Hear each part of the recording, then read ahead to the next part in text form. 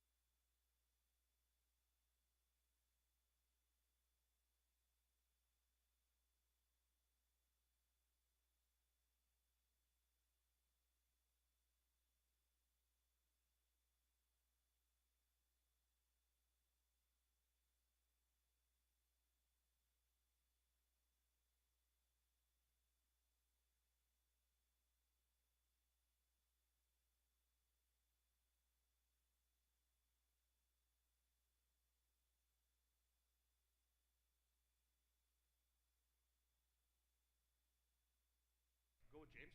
Just talk on the mic. It's on.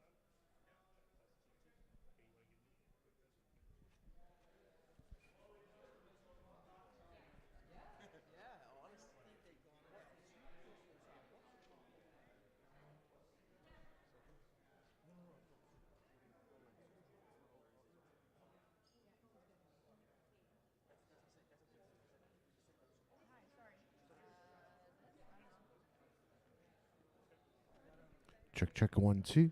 Hey, hey. One, two. Hey, hey.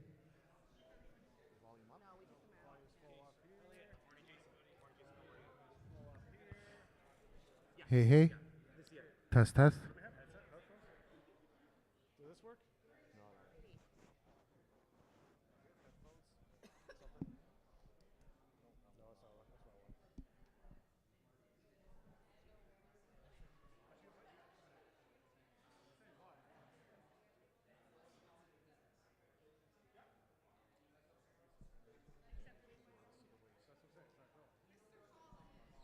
Okay.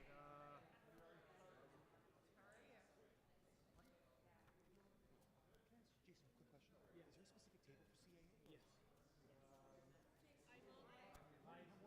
quick question. Yeah. Is there a specific table for CAA? Yes. Yeah, just gotta get the table. Test.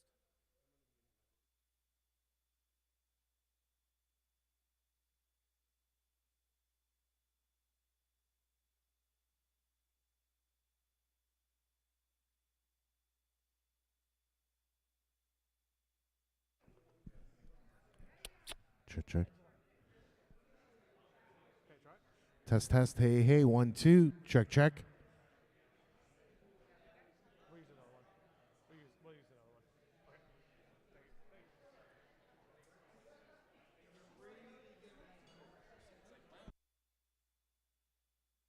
Thank you. Two, two, two, two, two.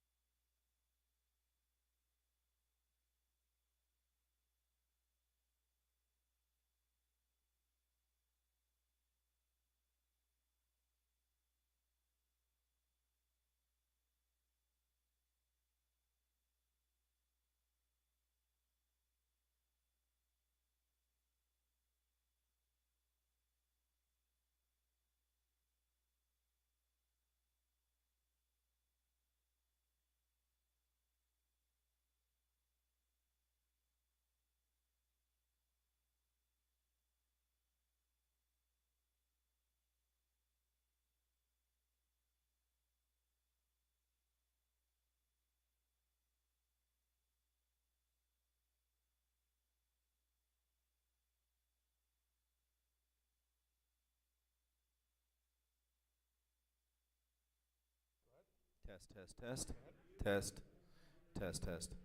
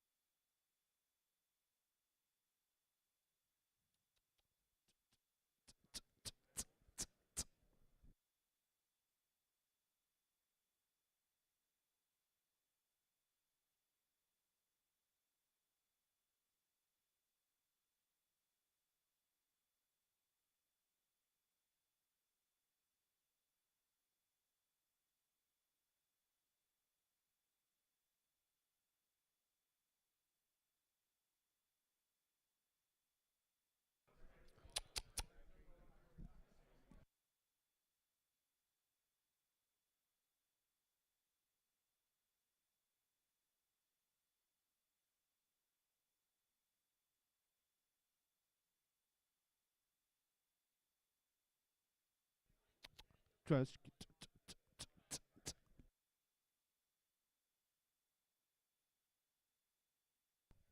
Two, two, two, two, two, two.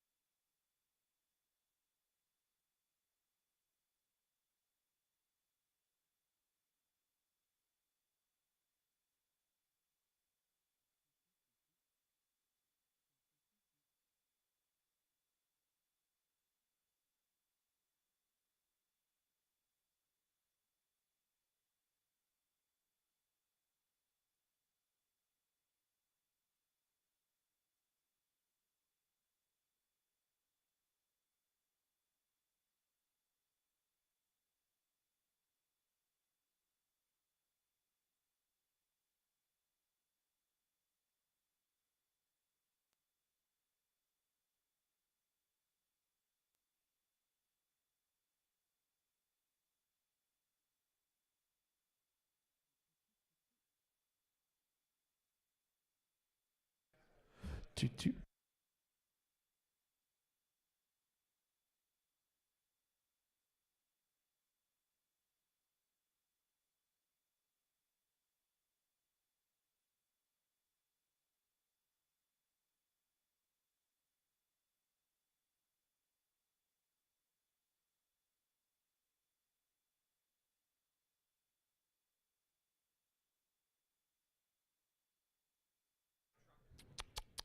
Two, two, two, two. Two, two, two. Two, two, two, two. I'm quiet because I'm also going through the live stream right now. 1 2 1 2.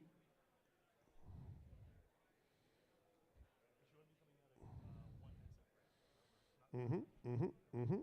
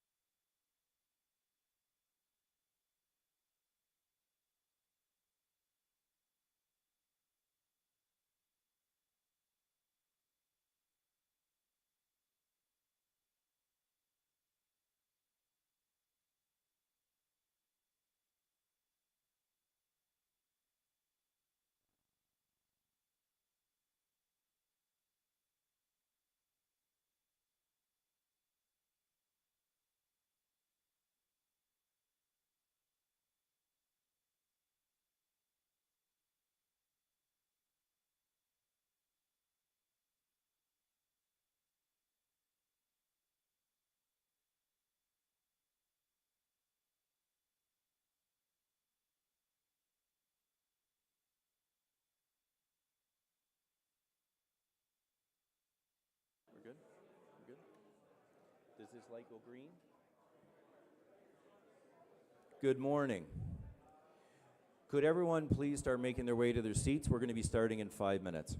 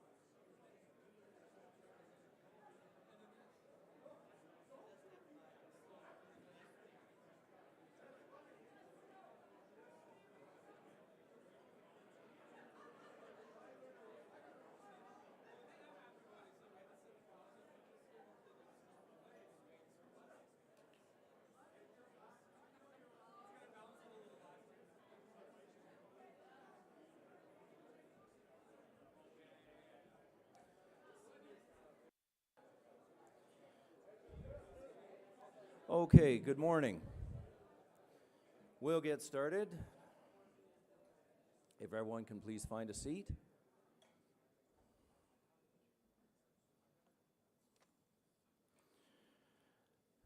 Here we go. Welcome to the Peer Regional Police Auto Theft Summit 2024. I'm Matt Miller, and I'll be your MC and moderator for the first plenary today.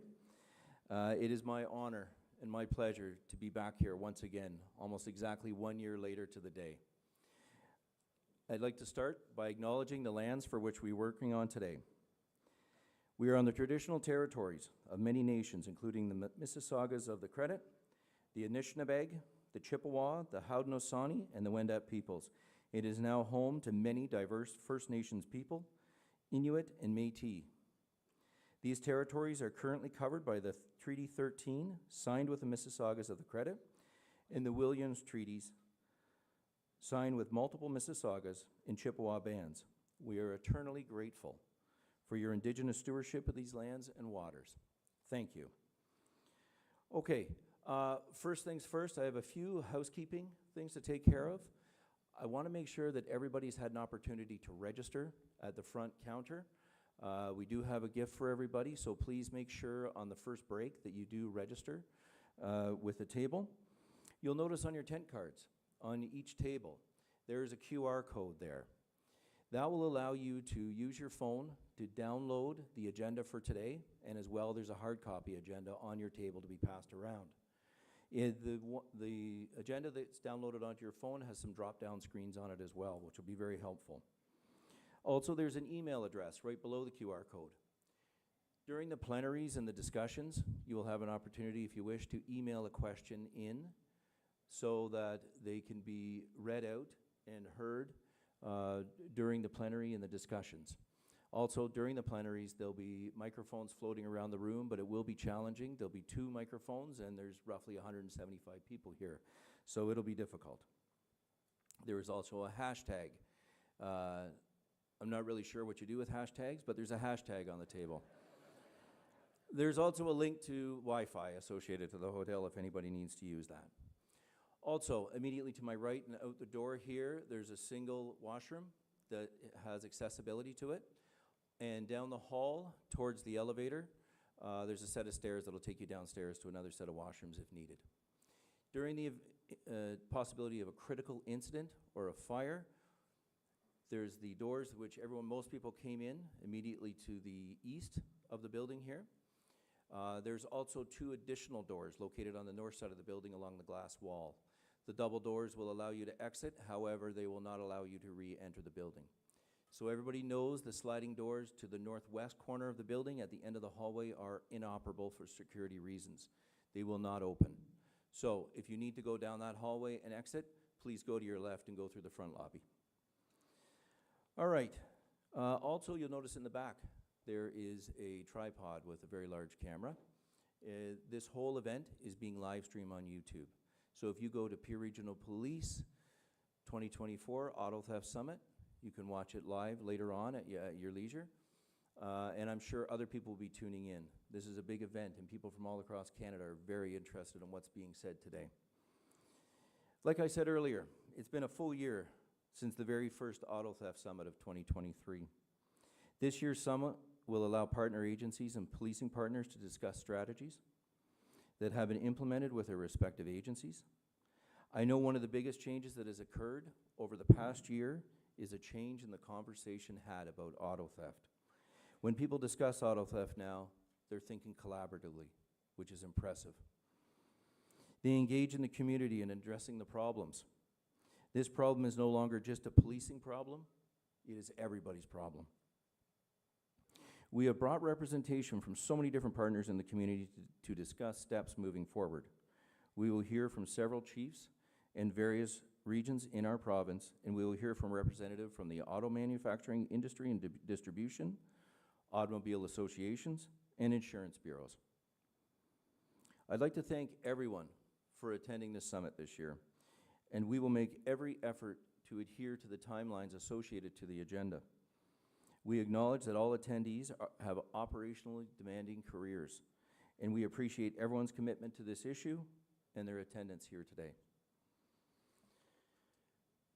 I'd like to begin with some opening remarks, and if I can invite Nando Yanika, the chair of the Peel Regional Police Services Board, to the stage.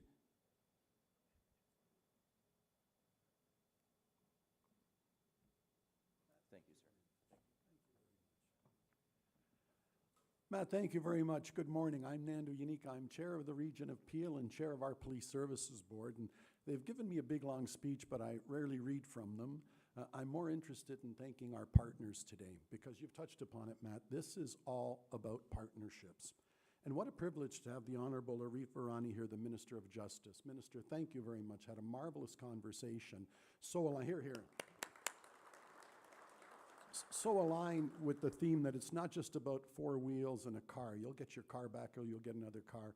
It's how we're worried about people's health and safety now. And Minister, that resonated with you meant the world to me. What a privilege to have Minister Kersner here. Minister, you are a true friend of the region of Peel and the Peel Police Services. And so is your government. And can I say, in 36 years of government, it's a joy to know that we have the Minister and the Premier at the helm of peace, order, and good government in this province. And we're grateful for all you do for the region of Peel. Now, my board colleagues are here. I'll acknowledge them in a bit. But what a joy to have a team that includes Mayor Patrick Brown. Because when you've got a guy like Patrick Brown on your side, Mayor Brown, not just his commitment, his brilliance at understanding what people are thinking, caring about, and conveying a message to our other peers in government where he's so well respected. So Mayor Brown, thank you for your vigilance on this file as well. I've also got some other colleagues and friend, my very dear friend and a mentor to me in regional government, Wayne Emerson from York. Wayne, the chair, thank you very much for being here. And I see Mayor Pellegrini's beside you as well, so thank you very much for coming all the way down from King City. Yes. Acting Mayor Joe Hornick took time from council to run out here please stand up and be acknowledged, and along with Stephen Dasko from council as well of Mississauga. So thank you very, very much. And of course, MPP Anand, who's the hardest working MPP, he shows up at every darn thing. So it's very good to have you here as well. With that, I also do want to acknowledge the other members of my board. My vice chair, Samita Kohli, is here as well, as is Councillor Matt Mahoney, I understand, is here or on his way, one of my colleagues on the board. And of course, citizen members Len Carby and Al Boughton. So thank you very, very much. The thought that I will leave you with is this is a continuation. I'm proud to say that Peel has been at the vanguard along with our other agencies, and that's a testament to Nish, our chief, and our service that we are so proud of in Peel. So we've done so much. If there's a theme today, I think there is so much more to do. So I'm going to close with a success story. I'm going to show my age. I don't know how many of you would remember. Remember years ago that commercial where the guy came on and he said, "I'm not just the owner of the hair club for men, I'm a client." I'm really showing my age. Well, I'm just not a proponent of anti-theft. I'm a victim. My vehicle was stolen from my driveway as well. That's the bad news. Here's the good news. A few days earlier, and I think our friends from TAG are here, a few days earlier, my insurer said, "You've just taken over this 4-year-old Lexus. I just bought it used." And my insurer, Desjardins, reached out and said, "At no charge, we will let you tag the car." So I did exactly that. I went to Speedy. It took 45 minutes. I tagged the car. 10 days later, it was gone from my driveway. I did exactly what I was told to do. I called TAG. They said, call the police, called the police. TAG said, well, let's ping your car. It's probably on its way to Montreal, but maybe it's in the jurisdiction. It was still in the jurisdiction, cooling off in Brampton, and the good people of Peel Regional Police had my car back to me in 7 hours. So that's a shout out to TAG, that's a shout out to Desjardins Insurance, that's a shout out to the Peel Regional Police and the systems in place. And I hope today is about doing more in that regard, because we need everybody's help to fix this. The car manufacturers, the insurance companies, enforcement, the public. So more things to come, much more to do, but a real shout out to all that everybody has done so far. Thank you so much to all our partners in doing more to eradicate this blight. Thank you very, very much, Matt.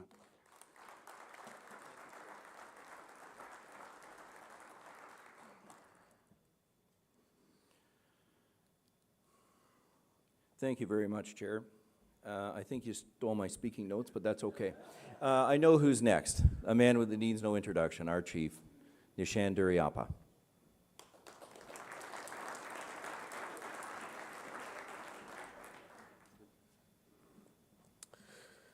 Good morning, everybody, and welcome to Peel Region, and real just privileged to have you back here again, as Matt and as Chair Unica indicated, for the second year for our Auto Theft Summit.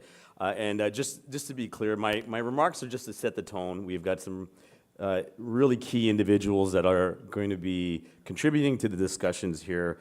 Of course, today's about collective impact, and I think Chair Unica said it well, it's the sustainability piece of what collective impact looks like. But it is a unique circumstance to have so many stakeholders and the law enforcement community with elected officials all here representing a willingness to cooperatively come to solutions. We do have, and I think Matt will probably go through it, we have some of the largest police agencies that are affected by auto theft right here in Ontario. And you'll see some of my colleagues and police leaders here. We have government officials from all levels here. Our auto manufacturers, the distribution, insurance, advocacy agencies and partners, Your presence underscores the gravity of this issue. We have police agencies from Vancouver to Halifax and in between here. But before I continue with some of my thoughts, I just want to again thank Chair Unica and the Police Services Board for being out front of it. It's unfortunately out of circumstance. I think Chief Demkew and I often laugh. We're in a foot race to keep our rates per capita below each other.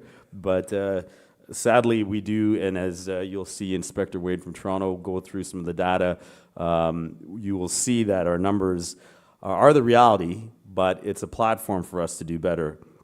Minister Varani, thank you again for being here. Minister Kersner, again, thank you for your continued support. Mayor Brown and all the other mayors and elected officials, thank you so much for your participation and for your commitment to resolving this issue, because we know your constituents and our sector are always,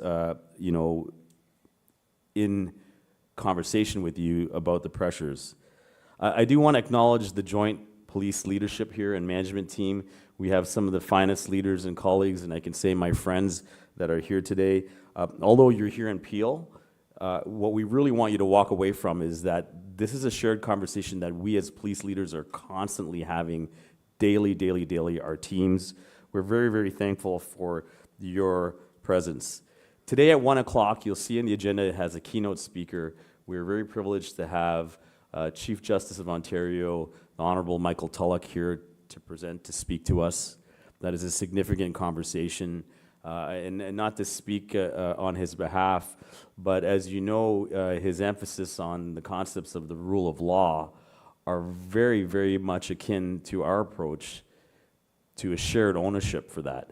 It does not just belong with the justice system, not just law enforcement, but all of us together. So we look forward to hearing from him and his insights. All of you know that this auto theft crisis emerged post 2022 to such an issue that brought us together in 2023. But over the last 2 years, our policing partners have recognized the urgency in coming together, and hence the 2023 Auto Summit. It brought law enforcement and stakeholders into conversation, but since then we have delivered multiple solutions. And today, part of this is not just talking about the gravity of the situation, but what has also been done.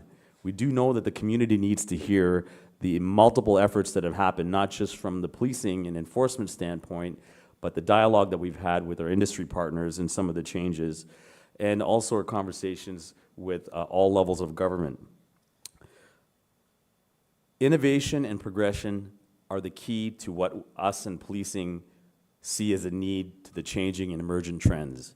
If you look at policing, the issues continue to change in our communities, and we are always trying to evolve and mature our approaches to how we respond to it.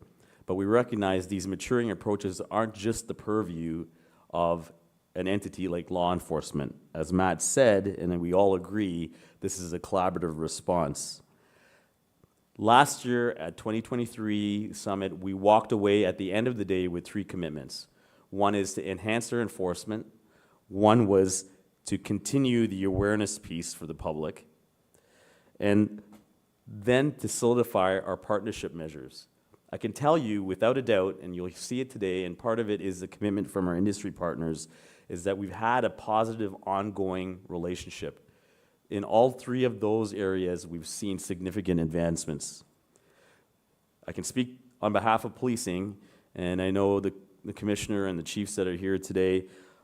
We are arresting and charging more people than we've ever done as it pertains to auto theft. We're preventing more auto theft. We're recovering more vehicles than we ever have. And we continue to maximize on the momentum that we've had with the discussions with our industry partners, intelligence agencies, and national associations. But it's not done.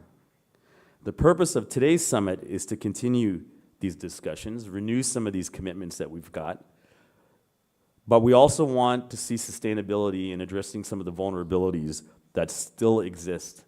And some of it does need the continued investment in enforcement areas, not just from policing, but other entities in our sector, and also multi-sector collaboration.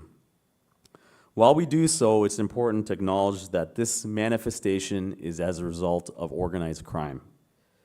It's becoming increasingly dangerous in our communities. Within an hour here in Peel, I was just advised by my team, we had a home invasion where a firearm was presented to homeowners in the attempt to steal a vehicle. That's within the last hour in our region. Canada is a source country for stolen autos. And you'll hear again some of the data, it being the third largest revenue source for organized crime. If you're looking at firearms, drug trafficking, anything, we see incidents all the time where the individuals involved are also concurrently involved in auto theft. More than anything, not just the branding of our country and our communities, it's compromised people's feelings of safety. And I think all of us would agree that is our priority. Since the last time we met, we know from our law enforcement circles, from the Criminal Intelligence Service of Canada, that there is a staggering 62% increase in the number of organized criminal groups involved in the stolen vehicle market. Since 2022 to 2023, that data has come forward. Auto thefts have also evolved into escalated carjackings and home invasions, accompanied by the alarming use of firearms. These incidents are terrorizing our community, our residents, and posing a grave threat to community safety. This isn't an issue we can fix as one entity alone. It emphasizes, just to emphasize it, it affects us all. The question is, how are we going to do it? And what is long-term change look like? For us, it's our residents that we police. For some of you in this room, it's your consumers. For many of us and many of you, it's your constituents. Their feelings of being unsafe are increasing. The purpose of this summit is to increase their confidence that we have been working behind the scenes to make changes. It's also to extend our thinking behind and beyond what we have historically believed is proprietary ownership for our only responsibility.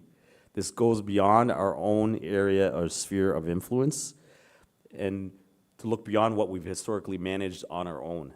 It's a commitment to each other that we can collectively turn the dial down on this. So what can you do? What can we say is important to how we respond to this issue. Today's summit is not just to deliver meaningful conversations and insight to each other on what we each have been doing in our respective sectors, but it's to look into some of the statistics and the data that we have to understand the challenge that's before us, to have these good conversations on our panels that compel us to a sustainable approach. By the end of today, we're hoping for some tangible outcomes. The public and everybody is looking to see what comes out of these conversations. They need to be articulable, they need to be sustainable, and they need to call for action in a coordinated way. That is our only hope to give promise to our community that there will be a change here in this country and provincially. So again, to reaffirm and set the tone, today is about a shared commitment to tackle auto theft head on. We do in this room, and I'm looking at all of our levels here in all the sectors, possess the available resources and the will, if we have the will, to make these communities safer. Again, I'd like to thank all of you for being here, and to echo Matt's comments, I know all of you are extremely busy, but your presence is valuable beyond measure. Today is going to be a positive day where we will have outcomes and continue to show an impact on our community. I want to thank all the leaders that are willing to contribute their time and energy to this discussion. Thank you very much for being here and appeal.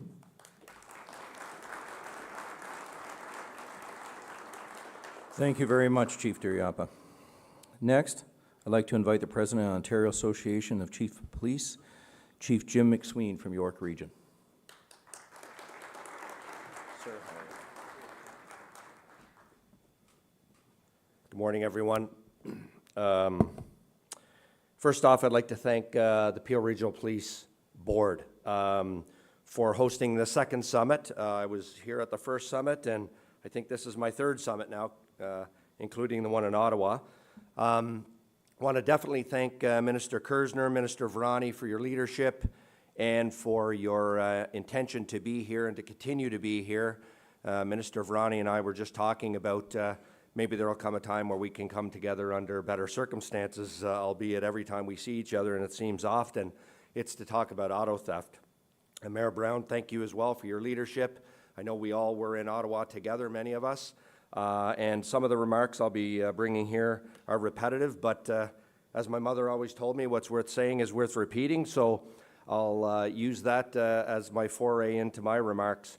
I also want to thank the chair of our board, Wayne Emerson, and the vice chair, Mayor Pellegrini, for being here as well.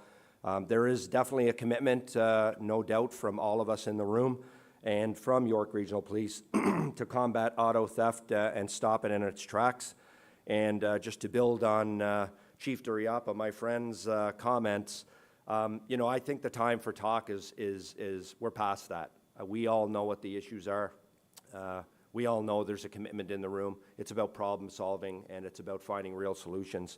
We're getting there. We're not where we need to be, but I'm confident that with the commitment and the people in this room, I'm confident we can find that solution. So I am offering remarks on behalf of the OACP, and I'll just talk about some of the commitment we'll be bringing this year from the OACP in terms of a resolution, and we'll get into that in a minute. So thanks, Nish, Chief, for your leadership in hosting the second summit and for putting this together. Today, as the President of the Ontario Association of Chiefs of Police, I'm here representing 1,200 police leaders from all across Ontario and our provincial, municipal, and Indigenous police services who continue to report vehicles, as you're going to hear through the data, are increasingly being targeted by criminal organizations. And make no mistake about it, and we've said this repeatedly and we'll continue to say it, this is about organized crime. As you will hear from today's summit, organized auto theft has grown exponentially, and the theft of vehicles is among the top 3 revenue generators for criminal organizations. All partners here in the room are many of the same partners that joined together in Ottawa last month at the Federal Auto Summit. And I want to thank Commissioner Creek, Chief Duriapa, Chief Demkew, and you know, all of us that were there at the summit for bringing those remarks, and as well, you know, the other members from Ontario. The overall themes continue to be the same. And actually, you know, some of those themes are actually getting worse because we're seeing more violence and more carjackings and more home invasions that are finding its way into all of our municipalities in the GTA. We need to continue to work with the insurance industry, the car makers, law enforcement, and our government representatives to bring about real change. We need to change the way we do business because the criminals who are stealing these cars are highly sophisticated, and I feel like I'm speaking to the converted in here, but we need to call it out. They are sophisticated, well-trained, and show no signs of slowing down. While most vehicles are stolen passively from driveways and parking lots without confrontation, as I mentioned, we are experiencing increasing levels of violence associated with vehicle thefts, levels that for me in 34 years in policing, I have never seen. And I'm sure for many of you, you've not seen it as well. This includes those home invasions and carjackings, and as Chief Duriapa just mentioned, you know, just not too long ago, having one right here in Peel Region. And we've seen some in our region as well in York in the past couple of weeks. Our police officers are being put at risk as individuals committing these crimes are using increasingly dangerous ways to evade capture and eventual arrest. They're ramming our police cruisers. They're intentionally evading our officers and using violence against our officers in some cases. And that's just unacceptable, not only for the community, but for the people that we employ to go out and do a very difficult job as it is. But despite the efforts of law enforcement working collaboratively across all municipalities and jurisdictions, this has had limited effects on curbing the issues due to gaps outside the control of all of our police agencies. To effectively address auto theft, the OACP believes that the Government of Canada must continue to play an important role, as they did by hosting the Auto Summit in Ottawa, which we thank very much for that. There is no question that this has emerged as one of the most serious public safety issues affecting Canadians, and more specifically, those in Ontario today. Preventing auto theft must be clearly identified as a strategic priority for the Ministers of Public Safety and Transport Canada. Federal investments in the Canada Border Service agencies, and some of this is repetitive from Ottawa, but as I mentioned, it is important to say, the investigative capacity on export, interception, and investigation of the export of stolen vehicles is vital. We believe this is a vital step in combating this issue. This could include new offenses related to possession, trafficking, and exportation of vehicles, no different than what we have done in the past around drug activities and drug crimes, and also consider increased investments in a national auto crime enforcement strategy focused on organized crime groups. It should specifically concentrate on the exportation, as I mentioned, of stolen vehicles, and more funding for provincial and municipal services to support projects aimed at dismantling organized crime groups involved in auto crimes and the exportation of vehicles. Every partner in this room today has a role to play. And one thing I didn't hear specifically from some partners, and sometimes can be disappointing, and I'm hoping when we come together in these forums where we have opportunities to take action and move past talking about what needs to be done, is for everybody to step up to the plate and make a commitment as to what they are going to do. That has to be the start of the continued conversation about action and how we move forward with this issue. Because if we're not going to talk about what we're going to commit to doing, we're going to continue to spin this conversation over and over and not find those solutions, I believe, are required. So I'll leave you with that. As I know Chief Duriapa mentioned, we have all the key people here. We have the commitment here. Let's take the appropriate action. Let's come out of this summit with real tangible outcomes and demonstrate to the citizens of Ontario that not only are we committed to making a change and a commitment to public safety, but that we have real steps we're going to take to make them not only feel safe, but be safe, because in some cases they are not in this case. Lastly, what I wanted to share with you is that I intend on bringing forward or having our members bring forward a resolution at the OACP this year to combat auto theft. Some of that resolution, without getting into it yet, will involve activities around organized crime, tougher sentencing, as we've already mentioned, and things like that. Once we have that resolution in place, we'll definitely be communicating that out throughout the province, through our governments, and making sure we lobby appropriately and continue to have this very important conversation so we can make sure, as all partners in the room, we show that and demonstrate that commitment to public safety. Thank you very much on behalf of the OACP. I appreciate your time. Thanks.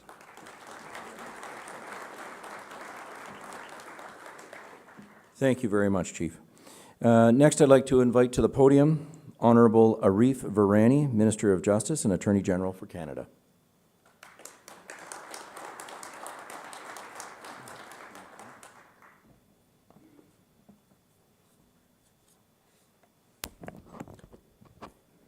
Thank you very much, everyone. Thank you for having me. Hello, bonjour. C'est un grand plaisir d'être parmi vous autres aujourd'hui pour cet événement extrêmement important. Thank you for the Indigenous acknowledgement that was covered off. I want to start with Chief Nish and Peel. Thank you for what you do every day in this area, Nish, and thank you for inviting me, and thank you for hosting now this second summit on auto theft. There are many, many men and women who serve in this room. Many of you are in uniform right now, and some of you are not, but it is really, really critical for me to just underscore the important service that you do to our communities each and every day. The fact that you put yourself in harm's way to protect all of us is not lost upon me as an elected representative or me as a citizen of the GTA. Thank you for your courage. Thank you for your sacrifice. Thank you for your commitment to keeping our community safe. I wanted to acknowledge our fellow elected representatives, right? Everyone from Michael Kersner, my good friend, the provincial government, his colleague, MPP Anand, who is floating around, Mayor Brown, who's in my line of sight here, people that are stepping in the role of mayor, mayors from different jurisdictions, city councillors, Commissioner Karik, who's sitting right next to me, and the various other men and women that are here, and Chief Yanika. Chair Yanika, thank you for your service, for putting this together, and for your opening remarks. I wanted to just say that at the federal level, I and my colleague, the Minister of Public Safety and Security, Dominic LeBlanc, and our entire government, from the Prime Minister right through the entire cabinet, we understand the challenges you are facing. I understand the challenges you are facing as a resident of the GTA. We're seeing a surge in auto theft. You've heard the statistics from Chief McSween. You've heard from Chief Nish. You've heard from Chair Nando. The statistics are startling, and they're not just GTA issues, but that's what I'll focus in on. But a 300% rise in auto theft since 2015, a 104% increase in carjackings from 2021 to 2022. Chief Demkew and I speak about this all the time in terms of his role at the TPS. What we're here to do is ensure that we are moving from, as Chief McSween said, from talking about these issues to implementing action on these issues. I think that's really, really important to address the insecurity that people are feeling. I've had very candid conversations with people that are constituents of mine or parents at my kids' schools, and people have said to me, you know, Arif, this is a wonderful part of the world to live in, partly because of the diversity that our cities represent, particularly in this context, Toronto. And people have come here from all different parts of the world.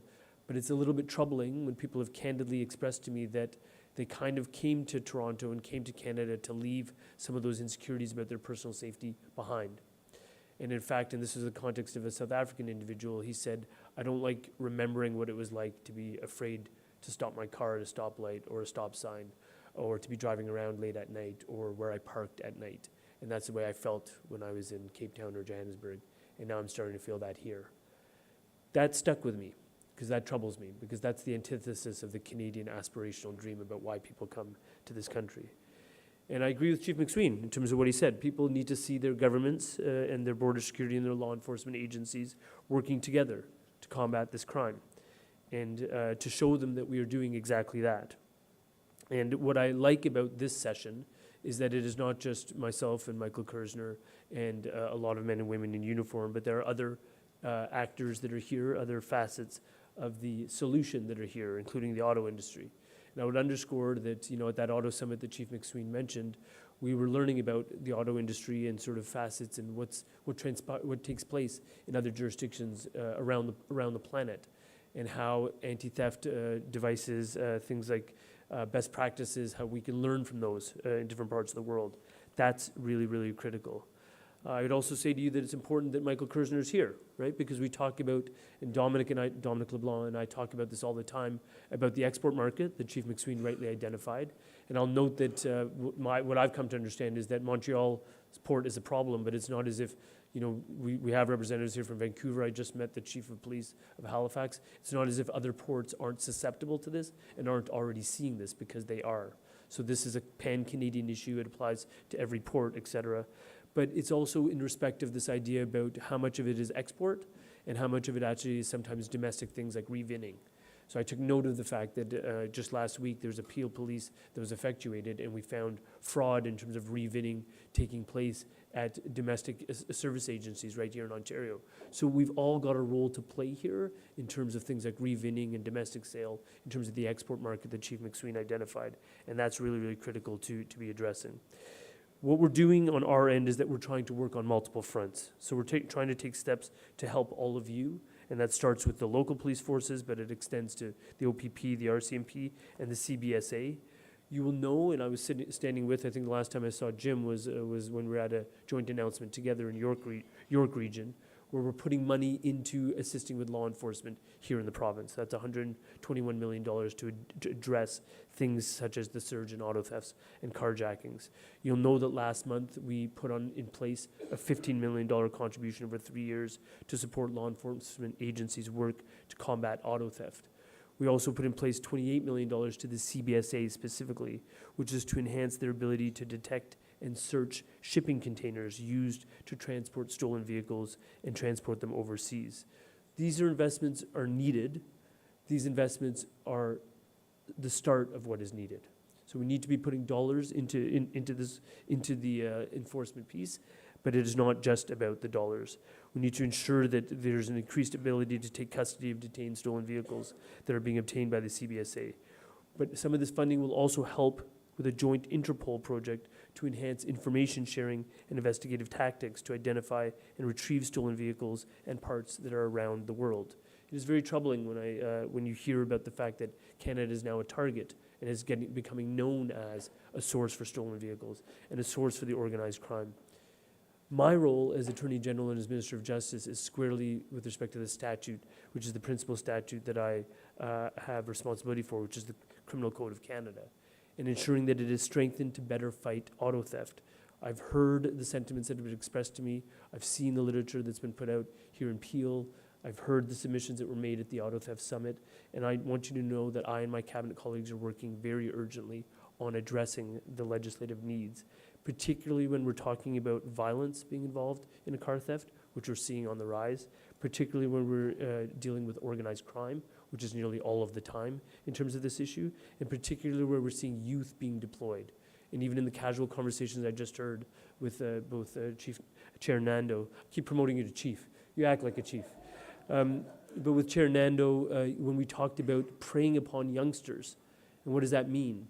You know, and I thought Valerie Plante expressed this really, really quite well, that we can try and sort of look at that 14, 15, 16-year-old that's being preyed upon, but we also need to look at sort of the person who's the puppet master behind the scenes, who's orchestrating it, and really get at the root cause of what's happening here. And that's where organized crime kicks in. And you've heard that from Chief Nish and from Chief McSween. We prepared a bit of a tableau. It's a bit of a visual aid that we can have distributed to you, just to have make sure people have an understanding of what tools are in place right now under the criminal code under multiple facets to help address the issue of auto theft and how it's addressed under the criminal code framework currently. But what's important is that I and my team, and I'm here with my staff, are keen to hear from you about this next stage. After these investments, looking at the criminal code amendments that we're contemplating, what more do we need to be doing with respect to devices, with respect to the auto sector, with respect to the insurance system, with respect to a multi-level of government cooperation? That's really, really critical to restoring that sense of safety and security that people need to feel in our communities. But what I want you to know by my presence here today, and I had to get permission, Michael Kersner and I both know what it's like when the whip is leaning in on you and you're missing caucus meetings, etc. But I said to them, auto theft is a critical issue for me. It's a critical issue for all of my colleagues that represent these communities in the 416 and the 905, and literally right around the country. And when I expressed it that way, people said, Arif, go to that meeting, talk about what we're doing as a federal government, and talk about what more we want to do on the go forward. So that's why I'm here. Thank you for having me. Merci beaucoup.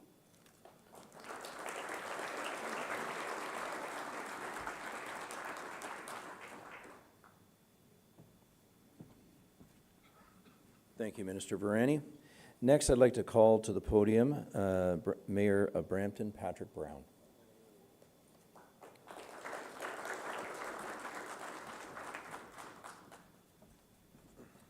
Well, thank you very much, and it's great to be here with so many distinguished stakeholders from across the spectrum. I just want to note, I know everyone has faith in their Chief of Police, but we've got the best of the best in Peel in Chief Nish, and thank you.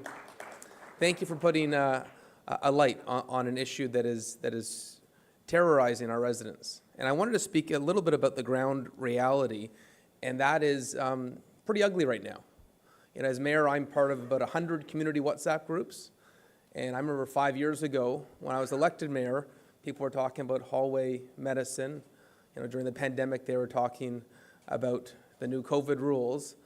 Right now, it isn't the housing crisis that WhatsApp groups are talking about. It's auto thefts. And on a daily basis, videos are being shared about how brazen auto thefts have become. How horrified right now our residents are to live in the GTA. And I think it's important to acknowledge that our residents feel helpless. You may be arresting more people. We may be repatriating more cars, but residents right now feel helpless. That's the reality on the ground. I see right now everyone talking in WhatsApp groups about hiring private security, about looking at ways to protect their own cars. You know, if neighborhoods have to hire their own security, policing's failed, government has failed, we have failed. And so I think it's really important to recognize we have a uniquely Canadian problem right here. You know, the New York Times did an article I just read a few weeks ago, and it called Toronto a candy store for auto thefts. And you could change the word Toronto, replace it with Brampton, Mississauga, Barrie, Vaughan. The list would go on, and we all feel the same way. At the National Auto Theft Summit, it was said in 2022 that auto thefts was a $1.2 billion industry. I bet you 2023 will be even more significant, and sadly 2024 will be as well. This is a gift to organized crime. And what I'm most worried about is it's changed from someone stealing a car at 3 a.m.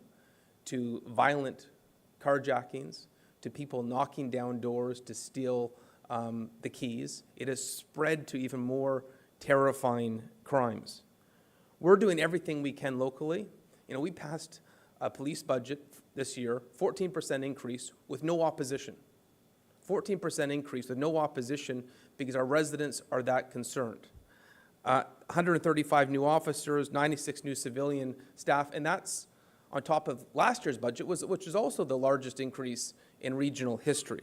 We're even giving away Faraday pouches to parts of the city most affected, but we're still seeing auto thefts increase. We're still seeing these videos on a daily basis.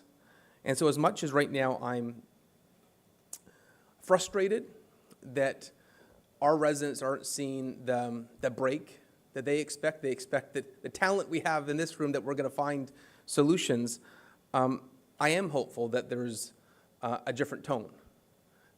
The fact that we had a National Auto Theft Summit speaks to the fact there's a different tone. I remember 2 years ago with our Deputy Chief, Nick Milovich, who is a wizard, auto thefts upside down. Sadly, he's become a wizard in a topic that he shouldn't have to. But I remember meeting with a previous Minister of Public Safety in 2022, and we said, this is going to skyrocket. We need your help. We can see the tracking. It's all going to the Port of Montreal. It's affecting our intermodal hubs. And the response was, well, we're laser focused on guns right now. This isn't the top priority. What do you think auto thefts is funding? It's funding guns and drugs. It's terrorizing our communities. Fast forward 2 years later, we got the Government of Canada at the table.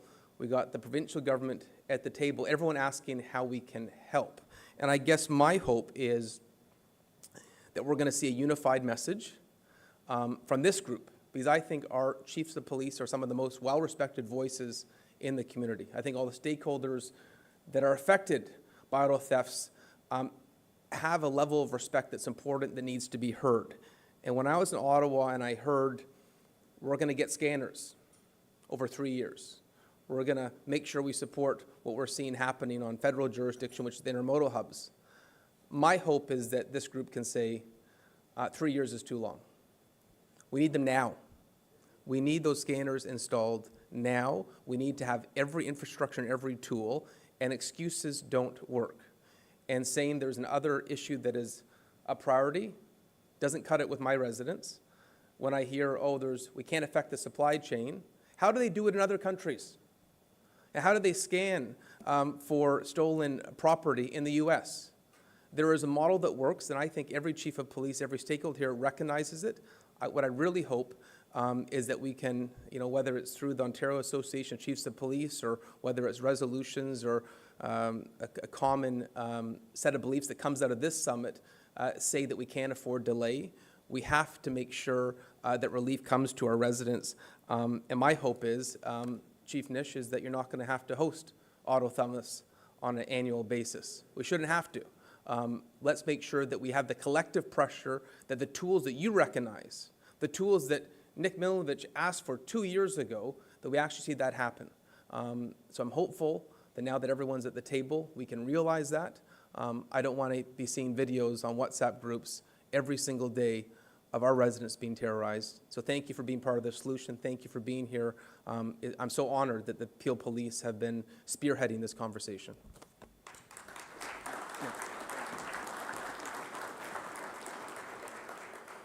Thank you very much, Mayor. Okay, we would like to hear from Michael Kersner. However, unfortunately, he had to step out of the room to take a phone call. So we'll maybe circle back to him later and hear his words later on. What I'd like to do is take a moment, and I know pretty much everybody that's has had an opportunity to come up here and speak have spoke about collaboration. They spoke about bringing people to the table. They spoke about alliances and partners. I just want to acknowledge, and trust me when I say that pretty much everybody in this room would qualify as a VIP, so it's not practical to sit and read everybody's name here, but I'd like to highlight some people that are here just to let you know what sort of engagement and commitment that people have made to this problem. In the audience today, we have Director Jim Walker from Criminal Intelligence Services of Ontario. We have Acting Chief Superintendent Jonathan Cove from the RCMP, a good friend of mine. Lenis Barra, the U.S. Homeland Security Investigations, Toronto Attaché. I have Chief Don McLean from Halifax Regional Police. Speaks volumes that he's traveled that far to be here today. We also have representatives from the RCMP, the CBSA, Quebec, Montreal, Vancouver, Calgary, and various other police services. It's a true testament to acknowledging this issue and this problem. Okay. Yes? He's ready? Okay. Great. Oh, thank you, sir. The funny thing is, when you get old and you start wearing glasses, I can now see the page, but I can't see the audience. It's a trade-off, for sure. Sir, I'd like to invite you to the podium here, and this is Honorable Michael Kersner, Solicitor General of Ontario.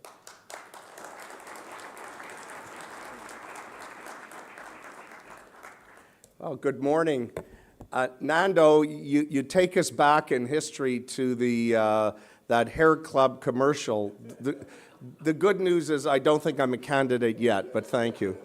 But I do remember many years ago, if you remember Orson Welles, and he was on the Ernest and Julio Gallo TV commercials.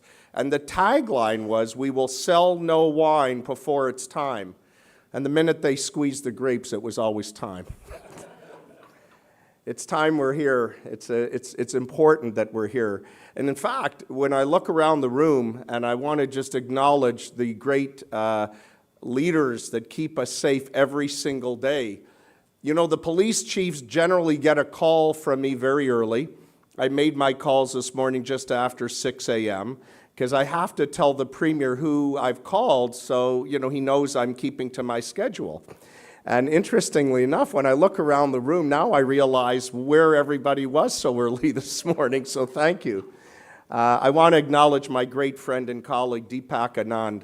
Deepak is not only a hard-working member of the legislature, he loves his community so much, and whenever I'm here, I see the passion and commitment you have for your area right here, Mississauga, Malton. I want to thank the Peel Police Service Board. It's nice to see everybody here, and elected officials and mayors. Minister Virani and I actually knew one another about 7 years ago. And as a community leader in my riding, I got to meet Minister Virani. He is an exceptional individual who brings passion and commitment for wanting to do the right thing. And I was so delighted that we were together with many of the chiefs that are here, and Commissioner, we were in Ottawa together, and we attended the National Auto Theft Summit. We were there with the stakeholders who are also in the room. And why was it important? It was the first time that we were all together with the Prime Minister to discuss something that is affecting us right here. This is very serious. I had just come before the Auto Theft Summit. I had just arrived from Quebec City, where I spent 2 days meeting with my provincial counterparts. And I explained to them, this is not just an issue that is specific to borders, geographic borders. It's not. What we have seen in Ontario is completely unacceptable, especially now where people are seeing their doors kicked in at 5 in the morning and being demanded to turn over their keys. I know it's happening because it's happening down the street from where I live, and it's very, very scary. 2 years ago, a little less than 2 years ago, when I was simply entertaining the thought about how can I represent my own community at Queen's Park, I tried to think about the issues that are most important to me. And public safety, when we talked about it at our own dinner table, was far and away the most important thing. And many of you have heard me say this. Public safety is everything. We have a right to wake up our kids in the morning and see them off. We have a right to know that our parents and our seniors are safe, and to go to work and to come home at the end of the day and to shop and to feel safe in our own homes. But these acts of criminality, these people who think it's okay to create havoc with such brazenness, it's not. And that's exactly why, a little more than a year ago, our government came forward with 3 substantial announcements in public safety that the chiefs here and the command leaders and the police service boards and the stakeholders supported. The $160 million unprecedented investment was to get the repeat and violent offenders off our streets. And that investment of over $112 million, and thank you to the Commissioner and to the OPP who are helping lead and work with municipal and First Nations police services. That's very important. We also came forward with a bail dashboard. That was an important investment so we can use technology to ensure that if you have violated your bail condition in one part of the province, we will find you in another, and the police services will work together. And the third component is why I'm here today, is the monies that we're putting behind fighting auto theft and the important grant of $51 million.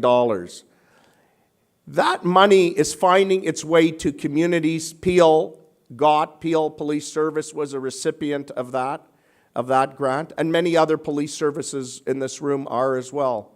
But it goes to the tone that the government set, that the Premier set.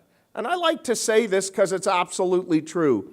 We've never had a government, and we've never had a Premier, other than Premier Ford, that has prioritized public safety at the top of the list. And he speaks out about it in the legislature very frequently. In fact, he said he was doubling down on the message that we will put you behind bars. And then he comes, we're tripling down. And I've gone even further. You know, when I asked, you know, what would you do if somebody thinks it's okay to steal a car? I told them, we'll put him behind bars and we'll throw away the key. And that's exactly why the tone and the message that we've set is resonating throughout Ontario. But we can't do it alone. The stakeholders in the room are very, very important. And I have worked very collaboratively with Monsieur LeBlanc and Monsieur Varani, who was here, and I apologize that I was unable to hear his remarks. But we have worked very cooperatively. And one of the messages that I said loudly and clearly at the National Auto Theft Summit in Ottawa, I'll repeat it again, is the federal government needs to look at the protocols for outgoing bound cargo the same as they have done for inbound cargo. I spoke up at the Auto Theft Summit, and my remarks are available to see, and I couldn't have been clearer. The federal government has to, with their investment, and they made an announcement at the eve of the summit. And I thought that was good, because it means that Minister Varani and Minister LeBlanc and the other ministers, and the Prime Minister was in the room, Commissioner, we spoke to him ourselves, and Chief McSween, Chief Demke, that they have to take this seriously. What's amazing is the cooperation that is existing here, I think in large part thanks to a number of factors. You know, Chief Nish, the Association of Chiefs of Police, now led by Chief McSween, your organization has played an important role of bringing people together, bringing the stakeholders together, so that if a car is stolen in Peel, and we've had examples of this, MPP Anand knows, we know people in common that had a car stolen in here and it was found in Durham. It's because we are cooperating and speaking together. It's because we've raised the awareness that this is important. And we are making a difference. These grants are working. The seriousness of the conversation is making a difference.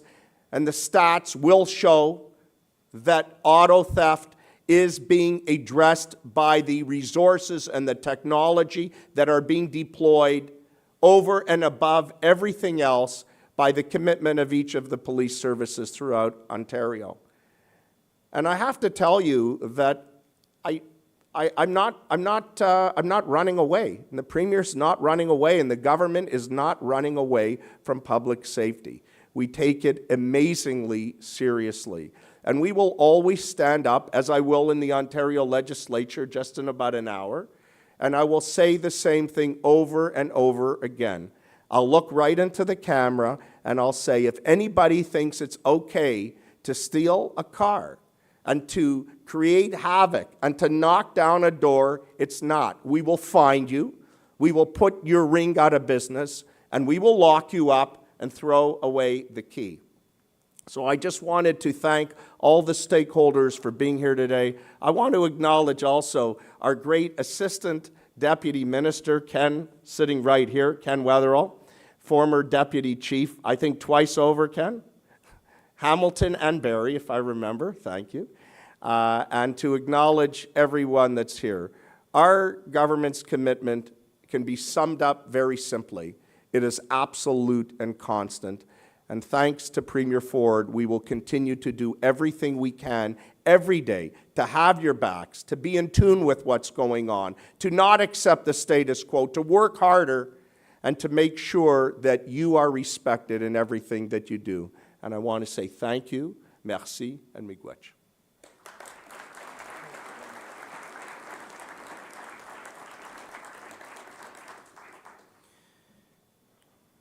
Thank you very much, Honorable Kersner. Yeah, your passion, your intensity is encouraging. All right, next, I'd like to begin with our first plenary of chiefs. The topic of the plenary will be to recap and reflect over the past year what police work has been done to address auto theft. I'd like to invite to the stage at this time Deputy Chief Dean Bertram from Durham Regional Police Service.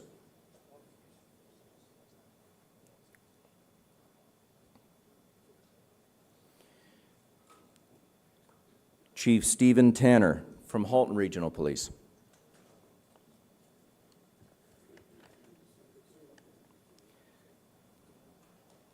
Deputy Chief Alvaro Almeida from York Regional Police.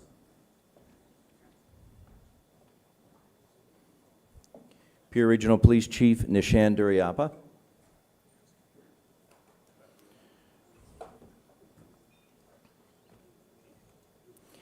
Commissioner Thomas Karik from the OPP.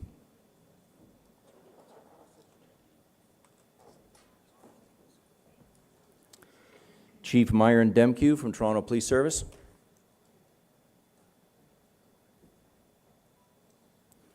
And Chief Bill Forty from Niagara Regional Police.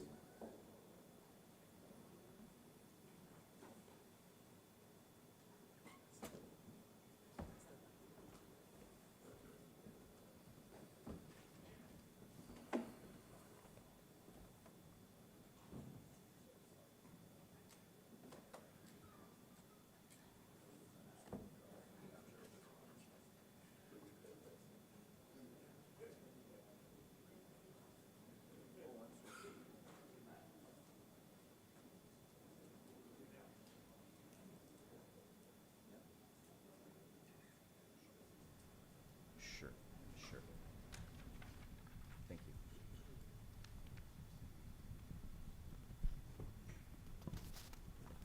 All right, while we have the... Sorry, is this on? There we go. While we have all the chiefs up on the panel, I'd like to invite Inspector Scott Wade of the Ontario Provincial Police to present the 2023 Auto Theft Statistics presentation.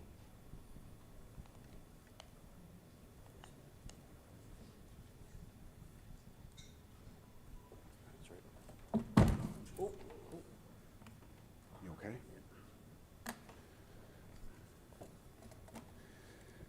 Thank you very much. It is a distinct honor to stand here and represent the OPP and our partners today. Here is a graphic representation of the stats collected by our GTA police services, including Ottawa Police. I will go quickly through each region and highlight something unique to that area. What you see here in this room is what happens every day of every week, and that is police collaborating with our partners, both within law enforcement and our stakeholders in the public and our other ministries. Police are constantly sharing intelligence and enforcement information to better position us in the combat against auto theft.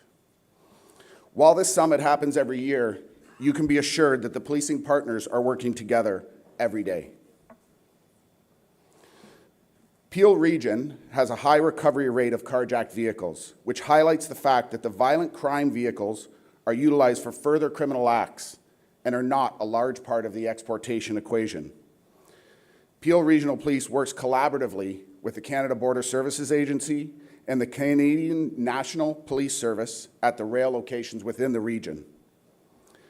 Peel Regional Police have recognized the importance to be accountable to the community they serve.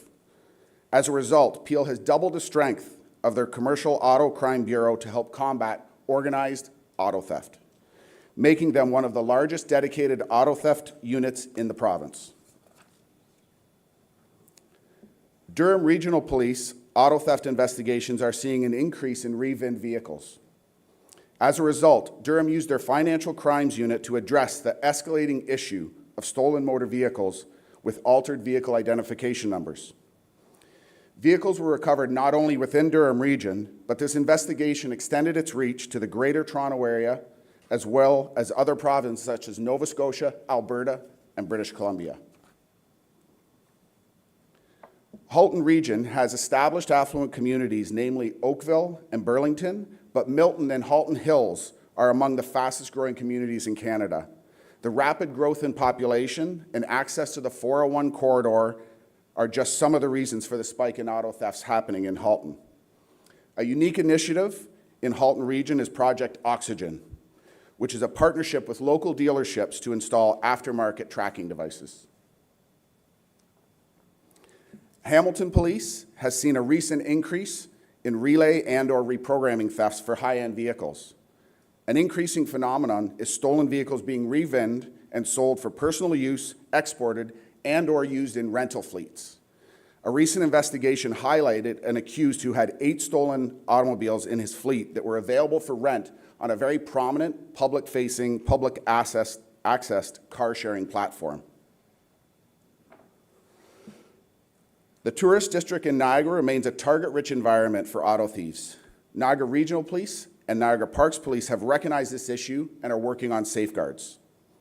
Niagara Regional Police is focused on the organized collection and analysis of data, in addition to conducting proactive auto theft enforcement efforts and prevention. On March 5th, 2024, the Niagara Regional Police, in cooperation with OPP Provincial Auto Theft and Towing Team and the Halton Regional Police, executed search warrants, resulting in the recovery of 5 re-VIN vehicles, 2 stolen Harley-Davidson motorcycles, and approximately $400,000 in controlled substances that includes cocaine, methamphetamine, and oxycodone, as well as over $40,000 in proceeds of crime. And this is just another example of the link between auto theft and organized crime and dangerous drugs. Auto theft networks operate across municipal, provincial, and international borders, so the impact of disrupting associated crime rings is enormous. Given the scale of operations involved in the auto theft cycle, a provincial strategy was needed to address the issues and further disrupt current trends in auto theft by identifying, dismantling, and holding accountable organized criminal networks participating in and facilitating auto theft and related activities. The OPP employs a tiered investigative response to auto theft. This involves a synergy between frontline policing units, community street crime units, and our Organized Crime Enforcement Bureau Provincial Auto Theft and Towing Team. In addition, OPP Provincial Operations Intelligence Bureau conducts ongoing collection and analysis of enforcement and recovery data to provide investigative direction to our policing units. Due to Ottawa's close proximity to Montreal and the ports, Ottawa is a popular location for auto thefts. Despite this, Ottawa has seen a slight decrease in auto theft numbers. Ottawa Police believes that these are just some of the contributing factors. There's greater engagement by OPS frontline officers, seeing patrol officers and other units such as K9 being involved in proactive auto theft work. Also, the public is taking more preventative steps to protect their vehicles. Recently, Ottawa is seeing a slightly higher number of complaints reporting thefts in progress. This also indicates that public awareness is heightened. Toronto has experienced a dramatic spike in auto thefts over the last several years, more than any other city in Canada. In 2023, there were more than 12,000 vehicles stolen in Toronto alone. That is about 34 vehicles stolen every day, or one every 40 minutes. Addressing this issue is a top priority for the service. Since 2018, Toronto Police has recovered 46% of stolen vehicles, totaling more than 20,000 vehicles, and have arrested 1,300 offenders and laid more than 5,000 related charges. Within York Region, there is one of Canada Pacific, Kansas City's largest Canadian rail hubs. This hub services the GTA and ships thousands of containers per day. York Regional Police are working collaboratively with our partners at CPK Police and the Canada Border Services Agency with targeted interdiction, and they've had great success. As a result of the Ontario PATS grant, York Regional Police are running Project Inhibit, which incorporates project-based investigations, data mining and analytical trends, specialized training, and community awareness. This chart encompasses reported violent auto theft and includes data from the OPP, Toronto, York, Halton, and Durham region. Stolen vehicles are used in the commission of other serious crimes, such as robbery, home invasion, homicide, drug trafficking, firearms offenses, and gang and organized criminal activity. The use of firearms, as well as dangerous and reckless driving on Ontario roads and highways, has also been noted as a tactic to evade law enforcement. This represents a significant threat to both public and officer safety. In recent years, Ontario has also experienced an increase in the number of carjacking incidents, where offenders use violence, intimidation, and weapons, including firearms, to carry out vehicle thefts.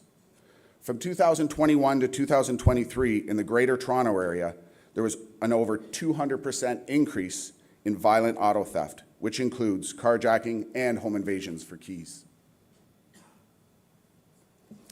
From this graphic, you can clearly see the flow of organized crime and the potential profits to different sectors of this criminal endeavor. Auto theft is a high-reward, low-risk criminal endeavor. From the spotters and the thieves, to the runners who endanger our streets and highways, to the exporters, shippers, and dealers overseas, the profit remains too lucrative. A whole-of-society approach is required to combat this. Due in part to larger global supply chain issues, the resulting increase in the resale value of used vehicles has opened a lucrative market vulnerable to exploitation by organized crime groups and networks, both within Canada and internationally. Once vehicles are stolen, criminals profit in a variety of ways. They may sell parts from vehicles, export them overseas, or have them fitted with new, fraudulent vehicle identification numbers, and then sold to unsuspecting customers domestically and within Ontario. In most cases, stolen vehicles that have been resold to international buyers are loaded into sea containers and transported by rail or transport truck to the Port of Montreal. Those that are re-vended and sold domestically are often driven throughout North America. Project Vector is just one example of the ongoing collaborative enforcement initiative with our partners at Canada Border Services Agency, SPVM or Montreal Police, Equite, the Sûreté Québec, RCMP, and all of our policing partners in the GTA. On October 16th, 2023, the Toronto Police Service and the OPP announced the creation of a provincial carjacking joint task force. This task force was aimed at disrupting the networks responsible for auto thefts and addressing the rising incidents of violence related to auto crimes. Co-led by the Toronto Police Service and OPP, the Carjacking Task Force is a collaboration between police services from across the Greater Toronto Area, including York, Halton, Durham, and Peel Region. It also includes, as partners, the Criminal Intelligence Service of Ontario and the Ministry of the Attorney General. From October 1st to March 14th, the task force has amassed 121 arrests. They've laid 730 criminal charges and recovered 157 stolen vehicles, some at the Port of Montreal, destined for global export. Also alarming is the number of firearms that we're encountering in these investigations and seizing. To further our collaborative approach, with support from the Government of Ontario, the Provincial Auto Theft and Towing Team was established as part of Project Heavy Metal. This team has worked on several OPP-led joint force investigations, including Project Myra, Project Fairfield, the Carjacking Task Force, and is leading Project Vector.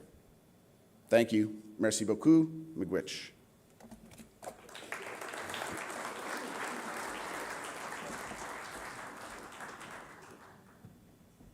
Thank you very much, Inspector Wade. Very good presentation. I'd like to direct your attention to the screens at this point. Our video unit have prepared an excellent video clips to watch.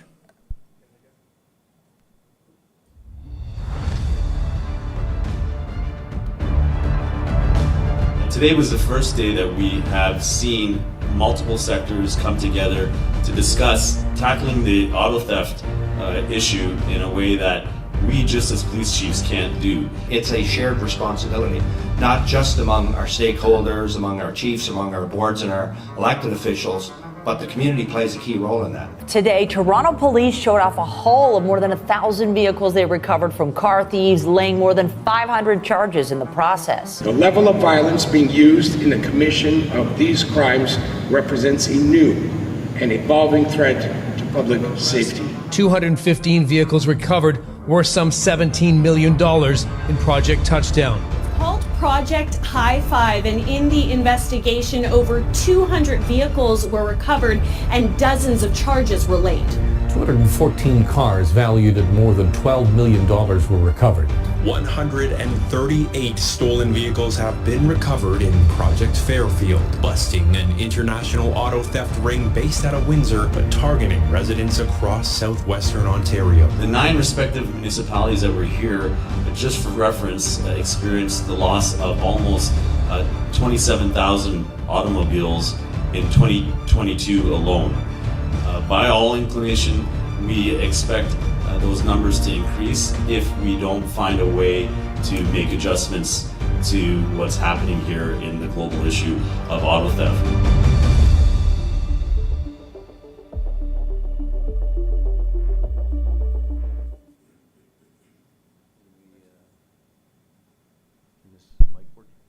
Okay. All right, test. All right. We'll work on getting the microphone working in a minute. That video is very, very powerful.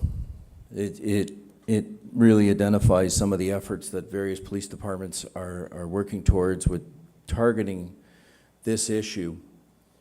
I know that listening to the opening remarks, there's a number of issues here. It's not just the stolen cars, it's the community safety, the feeling of safety by the community, the obvious association to organized crime, the funding of organized crime, the use of firearms in the offenses. There's so many different topics. What I'd like to do is open up the plenary, the discussion today, and have each of the chiefs or the deputies just highlight what their respective areas have been able to implement in action since the last time we met in 2023. Sir, would you like to begin? Great, thank you very much. Everybody hear me? Yes, in Durham Regional Police, we actually created an auto squad through Project Attire, and obviously that focuses on the theft of motor vehicles and any related offenses. Further with Project Attire, we're looking at the investigations, the analysis, obviously developing partners and working with our community. So those awareness pieces that we promised we would do last year. And we've obviously have a couple national partners, Equiday being one, and obviously General Motors within Durham Region. That's kind of some key points that we said that we've focused on. And as Scott Wade mentioned at the very beginning, I won't repeat, we've had some success with a few individual leads, for example, about the revinning, and we were able to obtain 100 vehicles identified with revinning, and we were able to obtain 40 of them back, which was a great result with Durham Region, and it did focus on the GTA with all the partners beside me. Those are a couple highlights from Durham. Yeah, certainly from Halton. I think all of us have probably stood up some form of auto theft unit. I can't help but wonder what could we do with those resources if we still weren't talking about auto theft 2 or 3 years later when we started this conversation. So we've got lots of success stories. We've seen them in the videos. Wade, you certainly highlighted some of them. I want to thank Jim from CISO for the support from CISO for some of these projects. But sure, we're doing all the community outreach. We're doing the social media. We can't get that message out enough. We can't get the safety message out enough. And we're all have tremendous successes in recovering stolen autos. But it's a supply and demand economics issue that we're dealing with. It's a border issue that we're dealing with largely, and we'll get back to that, I think, later in the plenary. Thank you. Well, thank you. And as you heard from Inspector Wade, in York, we've had some success with a three-tiered approach in which we're raising awareness within the community, educating our own officers, and relying on our data to specifically direct patrols in those high occurrence areas. And the third part of it is advocacy. Advocacy, we've got tremendous support from our police service board, from our regional politicians, and as well as our local members of provincial parliament. And as well with that, and I think one thing that hasn't been touched on is really the work that needs to be done with MAG to continually underline the importance of these investigations. They do not have borders, and therefore, so we may be laying charges in York Region, but they apply to occurrences that occur throughout the GTA. And there is some concern around splitting informations, because the reality is once we do that, we'd minimize the actual organized crime element that we're trying to actually display to both the court and the community at large. So we've had tremendous success both with Inhibit and AutoGuard last fall. And really, you're having the community understand how to safeguard their own property has really been a great benefit to us to raise that awareness, and as well as educating our frontline members on vehicle identification, things to look for that they typically weren't. And we rely heavily on our partners like Equite and the automakers that we meet with on a regular basis to talk and trade tradecraft on how these vehicles are being stolen, because often we're behind the game, and speeding up the flow of information is critically important, and that's something that we've been really focusing on at York. Matt, to answer the question in terms of what have we done since we were together at this summit last year, much of what the OPP has been involved in was already covered by the Minister and Inspector Wade, but just to recap, there's been the establishment of the Provincial Auto Theft and Towing Team. That includes 23 police services across this province. There's the collaborative effort from everyone that's on the stage with us here today with the Provincial Carjacking Task Force. There's been the establishment of Project Emissions, which is an intelligence collection component where every police service that's represented here today and right across the province is contributing to the intelligence picture, which works in collaboration with CISO. There's Project Vector, which pulled in the Sûreté and Montreal Police to work with CBSA at the Port of Montreal. And so glad that Dawn is here from Halifax and representation from Vancouver, because the problem is just going to get pushed out right across the country. So those are the emphasis that I'd like to highlight, with wrapping it up to say it needs to be a joint forces approach as we continue to go further. And I look forward to the discussion on what are the systemic issues that need to be addressed. Two very supportive police service boards here today. Peel and York, truly the gold standard in the province. We have never had a more supportive provincial government, but how did we get here? So the key elements are prevention, detection, disruption, and then the consequences. And if we don't have enough frontline police officers in community patrolling our neighborhoods, then we cannot prevent and detect these crimes. So it's great to invest in all these joint force operations, but if our foundation is not built up and it's not sustainable, We cannot surge capacity all the problems as they continue to present themselves, from firearms to auto theft. So I look forward to those discussions. Thank you, Commissioner. Thank you, Matt. And just to top up the Commissioner's comments, in addition to everything that he spoke about, that video we just watched captured the activity right across this stage that's occurred since the last time we were together in 2023. There's a significant amount of efforts that are happening. And I think for Peel, much like my colleagues here on the stage, is the public needs to know, and Mayor Brown said it, despite what we say, there's still frustrations from the public, but there has been a complete shift in the orientation of our work and our resources to the issue. So, for Peel, my team's in the back, the commercial auto team, but we've doubled the size of our team, thankfully, to our board, who is seeing it as a need to do that. It's still absolutely not enough. The equipping of our officers investigatively on the front line to be able to respond quicker to it. It's a frustration. We've seen the recovery data is actually 46 to 50% for most police agencies to recover it. But the public doesn't see that happen right away. It happens as it goes. So reorienting our work that way. Matt, the other big thing, I think, and kudos, thank you, the Commissioner, for acknowledging the advocacy that happens with, for example, our Police Services Board and elected officials. The advocacy at a municipal, provincial, and federal level is something that we have really taken to the next level. And part of that is the recognition that those spaces on top of law enforcement need to fall into place. I would be remiss to not say one of the key activities, and I look at some of our industry partners here, is that in addition to law enforcement, we're now having discussions on a monthly basis with manufacturers, the Dealership Association, insurance bureaus, and there's a working group now that meets with the CEOs. So these are all positive things, Matt, that have occurred since last year, which are huge leaps. It's not done yet, but they're significant pieces. Thank you, Chief. Thank you, Matt. Coming at the end of the table here, at the risk of making comments that are quite repetitive, it is certainly a whole of service response in Toronto.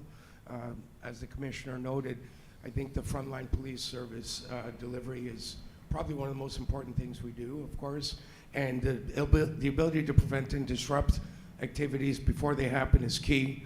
So we're very focused across 16 divisions to ensure our officers are trained and equipped to understand what to recognize, what to look for, B, that their patrols are intelligence-led and truly informed so they can be where they need to be at the right time and place to disrupt activity, and C, we're very much focused on leveraging the data. So for example, we have now our operations center uploading stolen license plates into our automatic license plate readers in near real time. So when occurrences are happening anywhere that we become aware, and it's a carjacking or breaking in for car keys, we upload that data in near real time, well ahead of CPIC, get it into our database so our police officers who are driving have the ability to intervene and disrupt. That's led to a number of chases. It's led certainly to the recovery of vehicles in cool-off spots that otherwise may have not been possible. We are, of course, as everybody's mentioned, integrated through the Joint Forces environment. And I think, I can't help but recognize the Mayor Brown's comments about supporting the police service and how much that resonates for me as the Chief of Toronto.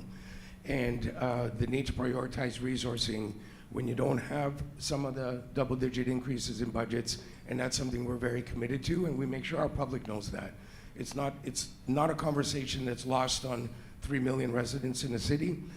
They certainly hear what's going on about the politicization of budgets and the need to move resources effectively, and dealing with the sentiment of safety and security is as important as the enforcement we do. So we're very focused on getting the message out that we make this our priority, and we make it a priority to help residents not only be safe, but feel safe. Thank you, Chief Demke. Chief Forty. Thanks, and recognizing that I'm the last speaker, I won't repeat a lot of my colleagues' comments. I'll just say in Niagara, we have the privilege of being a part of the provincial task force whereby we have realized success. And if I could, I'd just like to make one comment, and I was pleased to hear His Worship acknowledge the leadership of Nish, And I can tell you that amongst police leaders, you know, Myron and the commissioner and Nish, they're leaders amongst leaders, so thank you for your trust in them. And then my final comment would be, there's been discussion about the impact it has on people coming into their family, and a disregard for the rule of law. And I just wonder if we should frame it up that it's actually an attack on democracy, because the rule of law is the cornerstone of democracy. So I'll end my comments there. Thank you, Chief. If I'm listening to what's been said so far this morning, if I'm listening to what all the chiefs have said as their opening comments about where they were and where they've gotten to, not only has there been a change in the conversation surrounding auto theft, there's also a paradigm shift occurring when it comes to auto theft and the way we're viewing it and how we're tackling the problem. And that's, I think, one of the biggest things is to get everybody on the same page. I'm in this room with 27 years policing. I'm junior. Like, I'd be buying the round of coffees if that's what it came down to. I'm the rookie. But I will say that when I first came on, and for many, many years, auto theft was seen as nothing more than a property crime. And we heard that from the Crown attorneys. We heard that from everybody right across the board. It was a property crime. I'm so thankful to see that it's no longer just a property crime. It's a crime. It's funding criminal organizations. It's victimizing the community, whether somebody's having the door smashed in or whether somebody's experiencing increased insurance rates. It's victimizing absolutely everybody, and I'm very pleased that that conversation and that paradigm is shifting and changing. As mentioned earlier, we are taking questions via email from the placards that are on the tent cards that are on the table. I do have a couple of questions here that I'm going to throw out. Anyone is welcome to answer it. The first question is, it was mentioned that Project Vector focused on the ports. Were any vehicles recovered in Project Vector, and can more be done at the border? So I'll start with that. Since Project Vector, we have the privilege on coordinating on behalf of our partners. So there have been hundreds of vehicles recovered through Project Vector. There are a number of containers that have been identified that we still need to search. On average, we're finding 2 to 3 stolen vehicles in each container. What more can be done? We've heard already this morning through Chief McSween and Minister Kersner, we need to increase and enhance, as Mr. Varani said, our efforts on exportations through the ports. And once we deal with what's happening at the Port of Montreal, we have to be concerned about what happens at the Port of Halifax and the Port of Vancouver. There's great lessons to be learned by looking at what they are doing in the US, how they examine exportation, and I think if we incorporate those lessons learned, we will tighten that loophole. Thank you very much. Now, there are 2 people in the room that actually have microphones and have the capabilities. I believe they're sorting that out right now, and they'll be wandering around the room. If somebody has a question, just put your hands up, and we can have them come over and give you the microphone. Please introduce yourself prior to asking the question. I do have another online question here, though. Why has progress been so slow regarding auto theft partners? Does somebody want to speak towards that? Well, I'll speak from the policing perspective and say the progress actually hasn't been slow. I'll say that as we saw the trend in 2019 start, the one thing we do really, really well in Ontario is partner as police agencies and under the umbrella of CISO. And the way we tackle organized crime in this province has always been very effectively done on a joint forces level. And I think, you know, it's important to recognize that Ontario perhaps is unique in this country. We all start our careers in a training environment where we work together from day one on this job, and that continues right through all our leadership roles, investigative and other specialized work. So I would say that in the policing context, we have been partnered and working effectively for a very long time in this space. Thank you, Chief. Matt, maybe, sorry about that. Matt, maybe I can top up Chief Demkew's comments. I think Commissioner says this really well. Maybe, should I use Myron's? I'm going to switch there. Just to top up Chief Demke's comments, and the commissioner says this really well, we in policing have been at this, whether it be human trafficking, drug trafficking, you name the risk in the community, we've been attached at the hip since the beginning of time. Our capacity to share information and data and move along with trends is really, really strong. So Matt, maybe the question is about the other partners, because this is a multi-stakeholder discussion, is the perception that it's slow. I just maybe to echo Myron's comments, I don't necessarily know it's slow actually. A lot has happened with our partners. You can see many of them are here. I mentioned earlier that now we have a working group that meets with auto manufacturers, dealers on a monthly basis. It's a conversation that's happening, the insurance conversations that are happening. And it's a start. We have offers and partnerships from entities that are in this room to come alongside of us to find solutions. It's starting. It may not be quick enough to resolve the problem, but it certainly is starting. Another example, a year and a half ago, we knew that because of insurance changes in the province of Quebec, we were seeing displacement of auto theft trends coming into Ontario. I can say since then we've seen some insurance companies, and Chair Unica, you're one example of it, who received from his insurance company an incentive for, post aftermarket auto theft, prevention systems as an incentive, and he got his car back in 7 hours. So we're seeing those changes where rates of auto theft are now being considered. Unfortunately, sometimes it's impacting people in a way that obviously is affecting premiums, but it's being considered in terms of incentives. So there are some changes. It's part of the dialogue, but it's maybe perhaps moving that way in my view. Thank you, Chief. Matt, if I could, sorry, Sure. no, Commissioner. So one thing I think is worth highlighting, although the majority of the participants here today are law enforcement, but is reflecting on how do we get into these situations and the perception of timeliness. Police services in this province are not built with a surge capacity. So when you see a surge in crimes like this, it means we have to stop doing something else to start doing something new. So as police leaders, as boards, as elected officials, as members of communities, we need to ask ourselves, if we want to create a better future, how do we look at structuring our police services in the future? Making sure that we do have enough police officers in community, that we have surge capacities to deal with civil unrest, auto theft, the public manufacturing of guns known as ghost guns, all of the things that are plague our communities in the past and will plague us in the future. So we need to think bigger. What does the future look like for policing if we respond to the next surge of crime patterns and trends? Thank you, Commissioner. I agree, Commissioner, and I would say or add that what we probably need to see in the future is that structure in place where we are at the table able to make those legislative changes in almost real time. Because if you've seen, on the heels of this summit, we were moving forward with the auto theft tow truck task force, staffing that accordingly, and we quickly had to shift to split those resources and assign them to the provincial carjacking task force, simply because of the public safety threat that arose. We can move very quickly when the need arises. I find that it takes a while for things to trickle upstream in terms of understanding the real impact of what we're being seen here.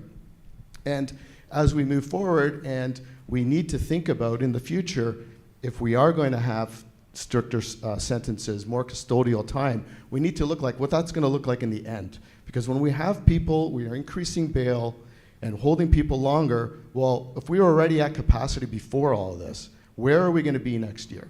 So having structured dialogue, and I think this was a great platform for us last year, and I really thank the Peel Police Service Board and the Peel Police for their leadership here, but this needs to continue, and it needs to be something that's continually done, because there's always that lag in communication and understanding what the real issue is, and we could really eliminate some finger pointing and actually get at the root of the matter if we're able to do that in a more agile manner. Thank you, Deputy. I believe somebody has a question over here. Oh, he's got the mic over there. Yeah, thank you. Hugh Williams with the Canadian Auto Dealers Association, proud to be an alliance partner. I want to thank all of the chiefs on stage, the commissioner. This is not a policing problem. This is an all of society problem, and I think that, you know, we're speaking to a room that gets it, and I think part of our responsibility as industry is to get that message out and make sure those foundational pieces are on there. I think there's some efforts to distract away from the fact that this is an international problem which is being imposed on Canada. So thank you to you for highlighting it, particularly to Peel for last year's summit. And as industry partners, we're going to be out there and have been for years advocating that the federal government has to do their part in this. This is an international problem being imposed on our neighborhood. So I just wanted to make that point, and again, thank you to Peel. Thank you very much. Chief Demke? Something about the international nature, and I think it's important to highlight. We don't have our RCMP colleagues here, but I know from speaking with Deputy Commissioner Larkin, they've taken great steps to get our CPIC data available in Interpol. And why is that important? I was in Dubai 2 weeks ago and met with the Emirati authorities, and of course we know the Emirates received some of our cars. And they shared their frustration where they want to intervene, they want to take cars out of the market, but the data isn't available, and that has now been remedied. We now have the integration of data in Interpol. That's very, very important because we do have an international component. While we harden our borders and the export market, what the cars that are already in stream, already in the market internationally, there's another place for some work to happen. And now that work is going to be facilitated, and I think it's important with the comments around the international impacts to recognize that the RCMP have worked very hard to equip the Interpol database with what they need to help success at the receiving end. Thank you, Chief Demke. That is a huge acknowledgement to say that it's now gone international, and you're starting to meet with international partners. Deputy Chief Almeida has brought up the concept of incarceration and what we're going to have to do with the next steps in moving forward. That brings me to my next question. Ultimately, what's next? Where do we go from here? What would you, and anybody, it's a law ball, anybody can pick it up here. Anybody like to comment on where do you think we're going moving forward? Go ahead. I'll start. I would say, well, two areas that I'll focus on. I think we all can contribute to this conversation. If we're going to deal with export, you know, starting in our own backyard, and I know I share the same issues as my counterparts in Peel in terms of having intermodals in our jurisdiction. And being able to collaborate with CBSA and the Rail Authority to better interdict product from going to the port would be beneficial. And I think if we could look at measures on how we can improve that, because resourcing is an issue. So if it's an issue, how can we overcome that collectively to address that particular issue? And then on the vehicle registration side, having like a national program that really administers the registrations of vehicles properly would help us in a long way. I've heard testimony before where, you know, there are some programs in effect in Western Canada that seem to be quite successful, and I think we need to explore that, whether it's nationally, but definitely provincially we need to look at a program that would assist with the reventing issue that we have here. Okay, thank you. Deputy Chief. Yeah, you know, this part of this problem comes from technology, and one of the reasons it's been slow to resolve it is money. And that's money from levels of government, that's financial investment by the auto manufacturers. We have tremendous auto manufacturers. Most of them are international in nature. I think we need to get to that dual authentication type of thing. It won't stop the carjackings or the break-ins necessarily, but certainly the relay thefts and the other types of thefts that we are now seeing the majority of. We need to get to that border. We're all talking about the border. I think we have friends of ours from CBSA here. It's not the fault of CBSA, it's the investment in the CBSA by the federal government and the direction of the most senior levels of government in CBSA to make it a priority at the ports. And as Commissioner Creek said, it's not just Montreal. Right now it is Montreal, but we're going to displace it, and it is going to go to Halifax, it is going to go to Vancouver, potentially to a city even like Hamilton. So it's financial, it's technology, And we need to have that sort of all of our partners coming together to really, prevention is going to be our success. We're all talking about the success of recoveries. We recover 50% of our stolen autos in Halton. The success is going to be when people's doors aren't going to be broken down, and they're not going to. I had a call last night. A citizen used to be a police services board member, interestingly enough, felt that the police weren't doing enough to market this issue, and I said, I don't know how we can do much more. And then went on to say that her husband was thinking about purchasing firearms to protect the house and protect the vehicles. So this is purely and clearly a community safety and well-being issue, and all of our citizens ought to feel somewhat threatened by this. Chief Tanner, thank you very much for your comments. This has led exactly into the next question, and it's from somebody here in the audience has emailed in a question saying, how do we increase community engagement and awareness to citizens so they protect themselves and learn more about what they can do?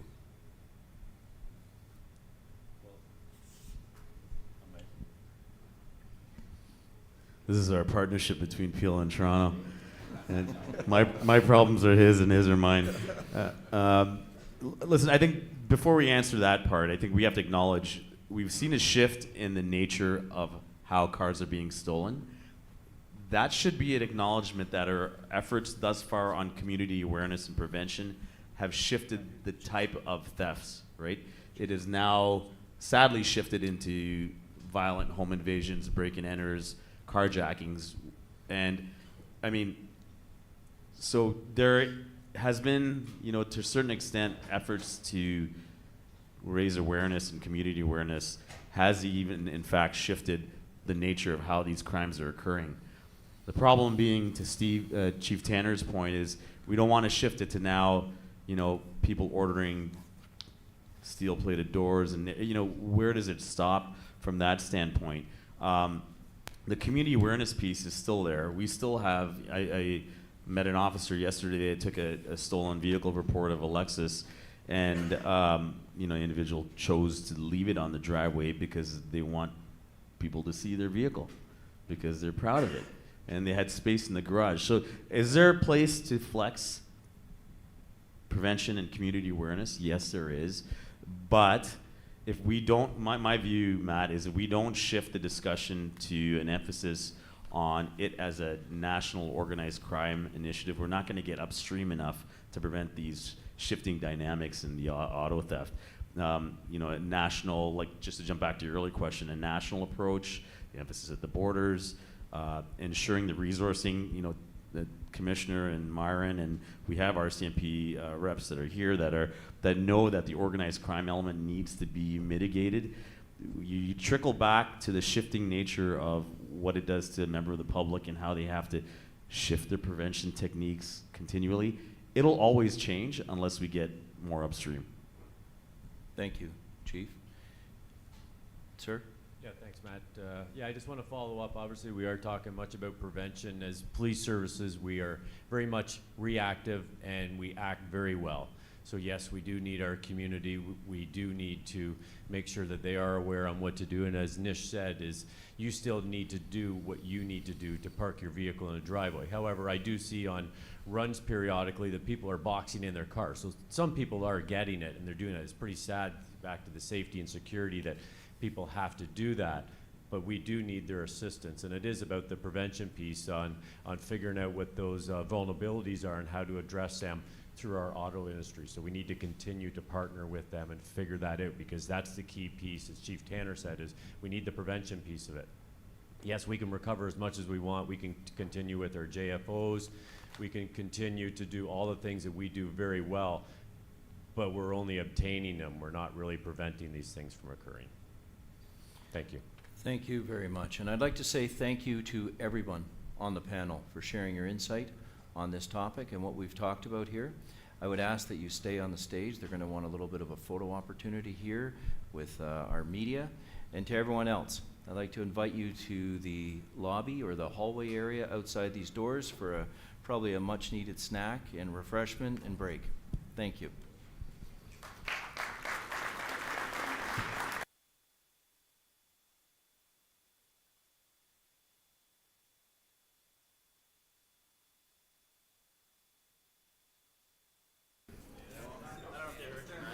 I know, it went off. Oh, there. Excuse me.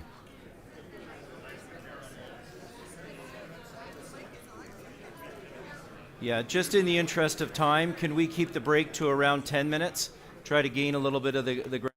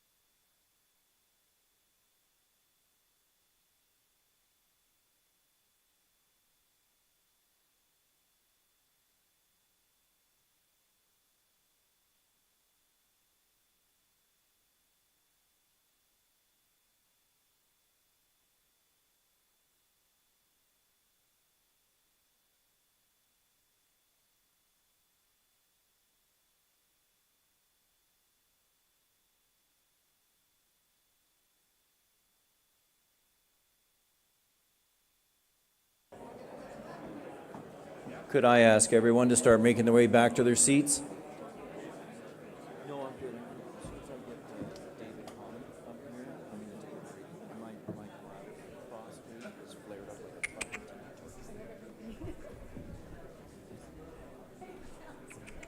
Check, check, check, check, check.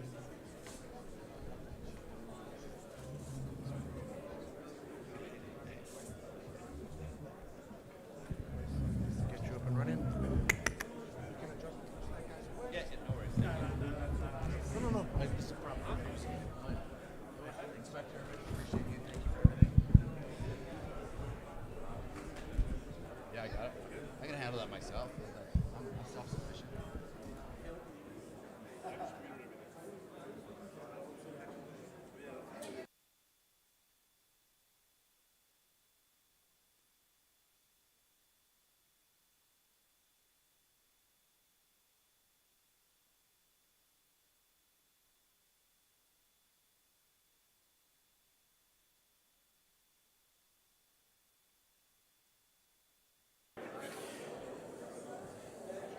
All right, we're going to be starting with the second plenary of the day in about 1 minute.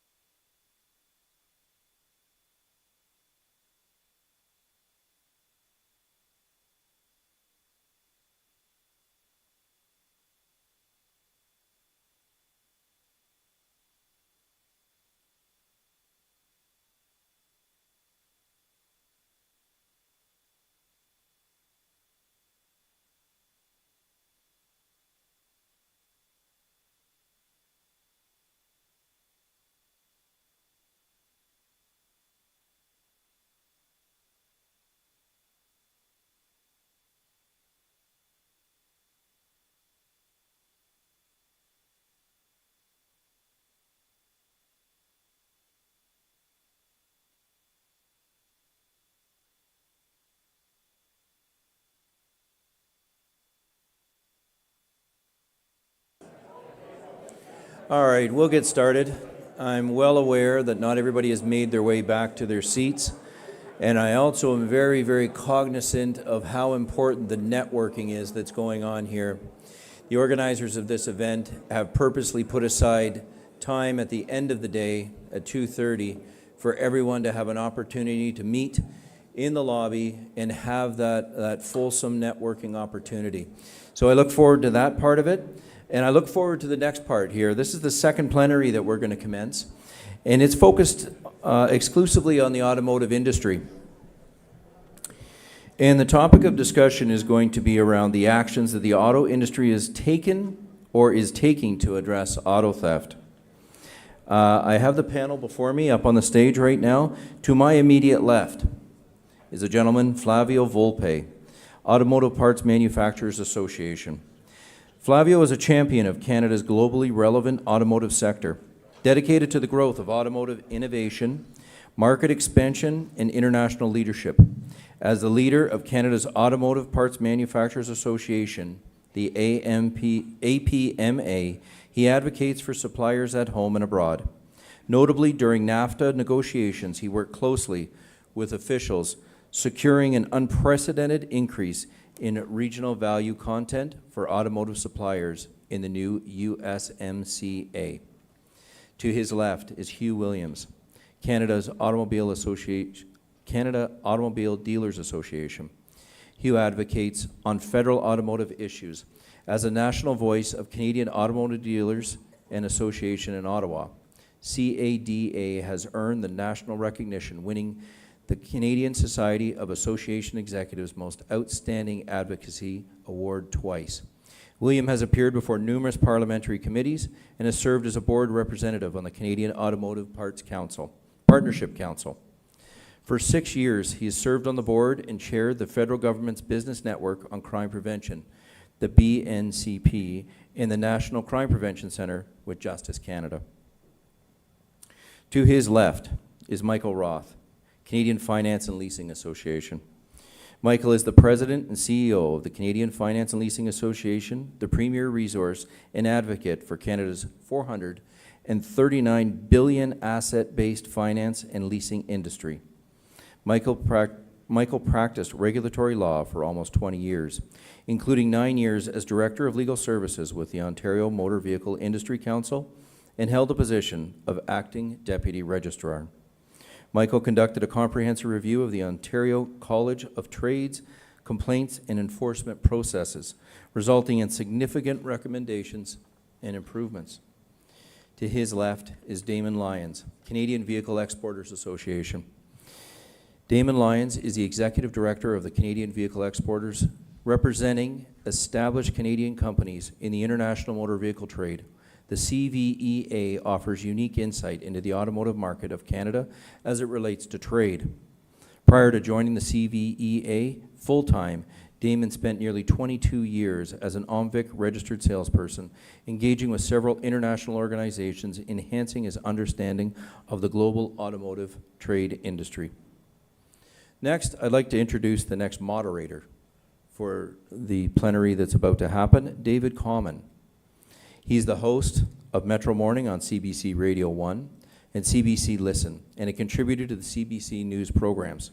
He's traveled nationwide on assignment, has been dispatched to over 85 countries on a range of stories. Originally from Winnipeg, Common went to the University of Toronto and Sweden. Common has received several awards and is one of CBC's multi-skilled journalists, shooting and editing his own stories as needed, and shifts between hosting and reporting on the CBC's various national platforms. Mr. Common, would you like to come up? You know someone who's had their vehicle stolen, or if you've had your vehicle stolen, there's a decent chance it's ended up here in what is a surging crime in Canada run by organized crime. In just the Greater Toronto and Hamilton area, 27,000 vehicles were stolen last year. And of course, it's costing Canadians dearly as our insurance rates go up to pay for this surging auto theft. David Common, CBC News. It looks very dramatic. That was, thank you. Some people may know that was shot in Ghana in West Africa, so I was able to do something that many of you cannot do, and I went and tracked where the stolen vehicles end up, and we found dozens of them just in that one lot, went to the mall, ran VINs on hundreds of others just out on the road, and it just was hit. So it was really quite remarkable to see. Although I'm a journalist, I'm not here reporting today. There is a news conference later. There'll be other journalists, so feel free to say what you need to say. I'm not here acting as a reporter in that sense.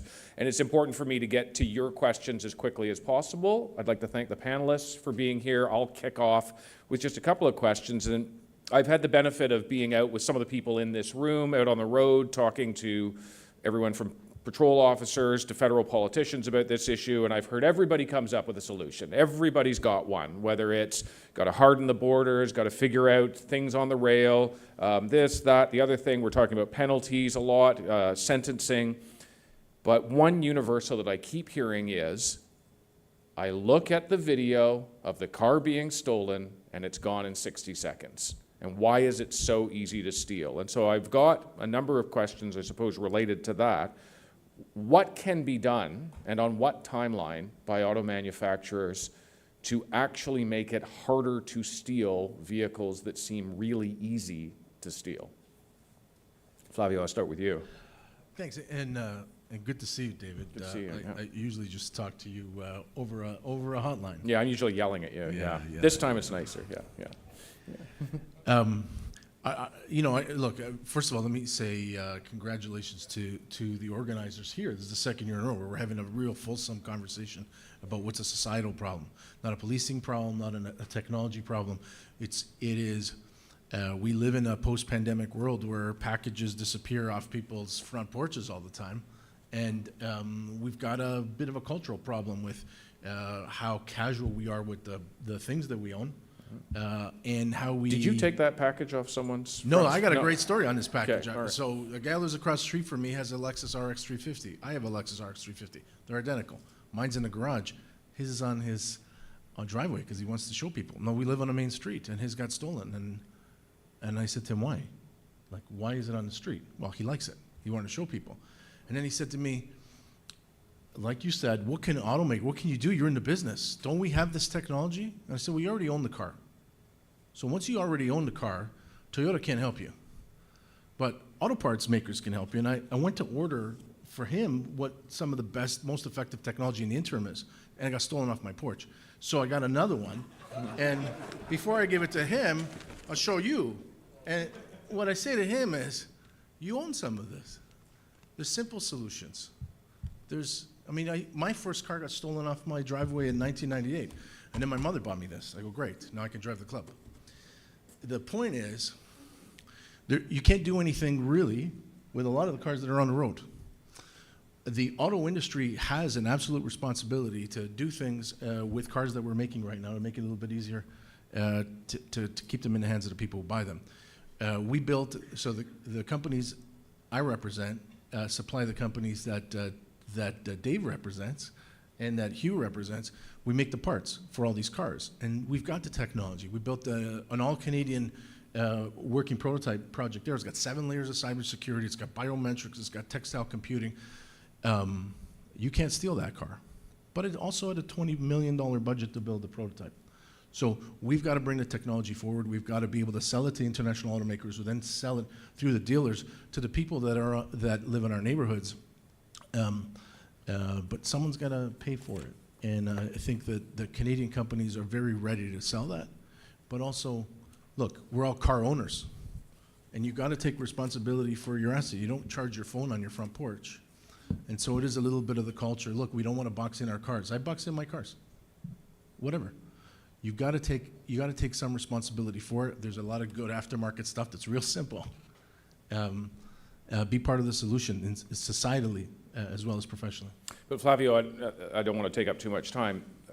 In Ghana, in Dubai, I see vehicles on the market that have the steering wheel that's cut. Sure. They're selling it like that. And I see on YouTube the way to steal every car out on the market. I see video of a CAN bus attack where they're gone really quickly. The ability to buy this off of Amazon, the technology exists really, really quickly. And then I see people who do buy a new vehicle. Lexus is a very good example. They go and buy the new vehicle. They go and put things that they think will make that easier to steal vehicle harder to steal, and their warranty gets voided. Let me just add something real quick. From the automaker point of view and the auto supplier point of view, we've got to try to make it incrementally more difficult. Yeah, you can cut one of these, but if I got to choose between my neighbors or mine, and mine's got this, that one might go first. All those other technologies, the CAN bus technologies, we've got to do our part to make it incrementally tougher to steal. But we've got a wider societal problem. Everybody's got to do 2 or 3% there. Flavio and I usually agree on most things, but I'm going to 100% take a different point of view on this. I think you've laid out a great example where you were responsible, put your car in the garage, but it just pushes it off to your neighbor. And then if your neighbor does it, organized crime is going to break into the house, take the keys, cut the steering wheel. So this is not from the car dealer's perspective, we're victims of it. Our dealerships are hiring former police officers. They're working with security consultants. They're boxing in their cars. They're working with insurance companies. Our customers are victims of this. We have customers come in and go, listen, I don't want to drive a nice car anymore because it's going to get stolen. I don't want to get carjacked. When you look at in the city of Toronto, carjackings are up 200%. The reason for that is because people are putting them in their garages. They're making it harder to steal. So home invasions, carjacking. The chief of Peel is bang on the point. If we don't get at the root cause, which is the international organized crime, taking advantage of our young people, taking advantage of the great profit area in this, the fact that cars have become more expensive, harder to get, has made this very, very lucrative. And, you know, I have been completely outspoken at the federal level that this requires not just a federal investment, which we've started to see. We're happy about the national summit that took place, to have the Prime Minister, 4 cabinet ministers in the room, talking to all the agencies and announcing some significant investments. But investments are not enough. They have to move quicker. Mayor Patrick Brown was exactly right. We can't wait 3 years for scanners to come. We've been talking to cabinet ministers about an AutoZar theft-like role in the federal government to get all of the departments working together. So it's not just the ports, it's not just CBSA, it's not just the rail. All of that has to come together because, you know, what it's leading to is undercutting society. When people don't want to buy a car, they don't want to park a car in their driveway. I think, you know, the chief of police was Peel was bang on. Like, where does it stop? We put on steel doors when we blame the home manufacturers for not, you know, fortifying our homes. This is organized crime. Every officer in this room knows this, taking advantage of Canadians, and we have to put the structural things in to support our police, to support the justice system, and also social determinants of crime to help people find a different pathway.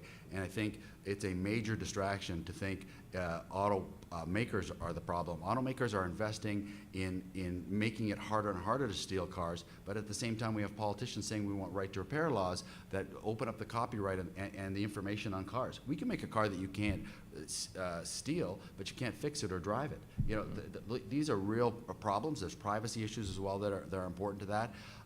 So, you know, again, echo my comments to thank the officers, the line officers that are out there fighting organized crime, that are increasingly doing it with guns, increasingly doing it carjacking, strong arm robbery in our dealerships. It's a real problem. And thank you, David, for your marketplace piece. We use the heck out of that to highlight this to federal members of Parliament, that it is an international problem. Michael, I know you wrote a report. We talked about it last year. Your take. Yeah, so thanks for the opportunity, and thank you to Peel for organizing this event. You know, it's a complex issue, so it's a complex solution. If there was a silver bullet, we would have, you know, suggested it already, and I'm sure it would have been implemented. It's going to require everybody to do their part, from consumers, police, trade associations, manufacturers, government. I mean, we all have a role to play. I'll take a note from the police chiefs panel. It's not what should the manufacturers do, it's what the manufacturers are currently doing. So Canada, we have a mobilizer legislation requirement. You don't see that in the US. The manufacturers, I can tell you, are constantly updating their anti-theft protocols. They're putting research into that. They're working with police organizations. When a vehicle is stolen and there is a relay attack, they look, okay, what was the loophole? What were they looking at? And they try to harden the vehicle. But similarly, the criminals, they're sophisticated, they're motivated, and they're doing the same thing. When a new vehicle is, their anti-theft is updated, they're similar, taking that vehicle, looking at it, and seeing how they can get around the protocols. In fact, a colleague of mine was having a conversation with an investigator at Ottawa Police, and the comment by the technician from the police department was, well, if you update the anti-theft device, give it 2-3 weeks and the criminals will have circumvented it. Mm-hmm. So not to say that the manufacturers don't have a role to play, they absolutely do, and they are. They're on 10th iteration plus of those protocols. And it's interesting to see when we look at different jurisdictions, for example, we see a differential in the theft rate between the US and Canada. So it's something around 27% increase from last year in Canada, 11% increase in the US. When we look at similar makes and models, the theft rates are not consistent across jurisdictions. They differ, and you know the implication is that there's a different marketplace in the different jurisdictions. Honda at the Auto Theft Summit made a comment that one of their models is 10 times more likely to be stolen in Canada than it is in the U.S. So, as I said, it's a sort of a multi-stakeholder approach that needs to be taken.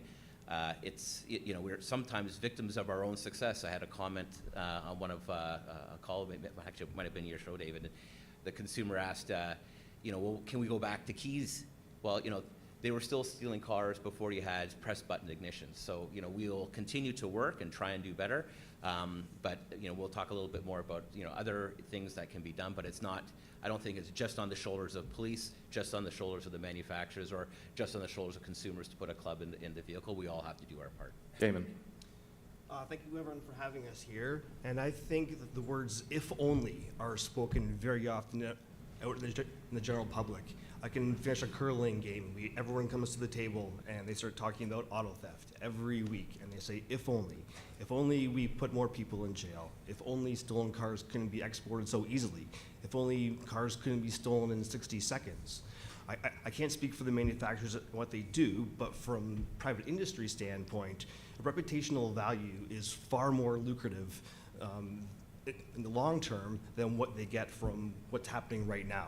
Reputation is everything for them, and I'm sure they work very hard to update their standards as much as they can. If we look back in history, at the last time we had this issue in 2001, we experienced nearly double the theft rates that we're having today.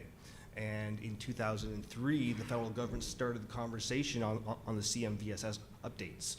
It took 2 more years before that got going again, and by the time it passed in 2007, we are 4 years into that process. It is not a short time frame. By that point, I believe it was 80% of the vehicles already being built already met that standard many years ahead of time. And so if we look at what the manufacturers do, they have to be so far ahead technology-wise of what organized crime is, that it has to be done not through mandates of government, but on their own cognizance, because they have a reputation to uphold. I want to talk, just turn away from export for a moment and talk about Revin. I was out with, I'll just out them, Peel, last week, looking at somebody who's connected to Revin, and I was quite surprised to see the various officers there using Carfax as their backup. And it struck me that we don't really have a national vehicle registry around the idea of tracking VINs, and that somehow this private company is the thing that we're all coming to rely on. Any of your thoughts on a national vehicle registry to tackle revinning? 100% needed. We have an issue where in every province we don't talk to each other. So the revinning problem really is tied to Ontario. We have an open system here, which everyone in this room knows about the open RIN history, where everyone's information is for sale. Every VIN, every plate you've ever owned is held by government, and anyone can access that. And now, so you can take your stolen car, take your VIN number from this RIN history, go to Alberta. Alberta will say, "Sure, looks good to me, it's not on CPIC," and away you go. So that's that big issue there. In the US, they've started a system. I think there's 38 states involved now where they try and share title information, but it's still not a coordinated effort. If we have that coordinated effort, which I believe we heard on that first panel, it certainly helps law enforcement right across the board on the revinning issue, which we believe is 20% at least of the issue. If we can make that one small little dent, that's a major victory. I'll just add to that.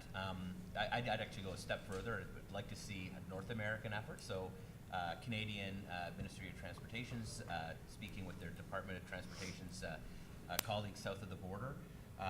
You know, as was mentioned, the outside, I have about 20 years experience working as a regulatory lawyer, predominantly in the automotive sector. And one of the things that we would often see is, you know, irreparable and salvage titled vehicles coming up from south of the border, moving north of the border, and simply not even being revinned, just using the same VIN and having that vehicle driving on the roads.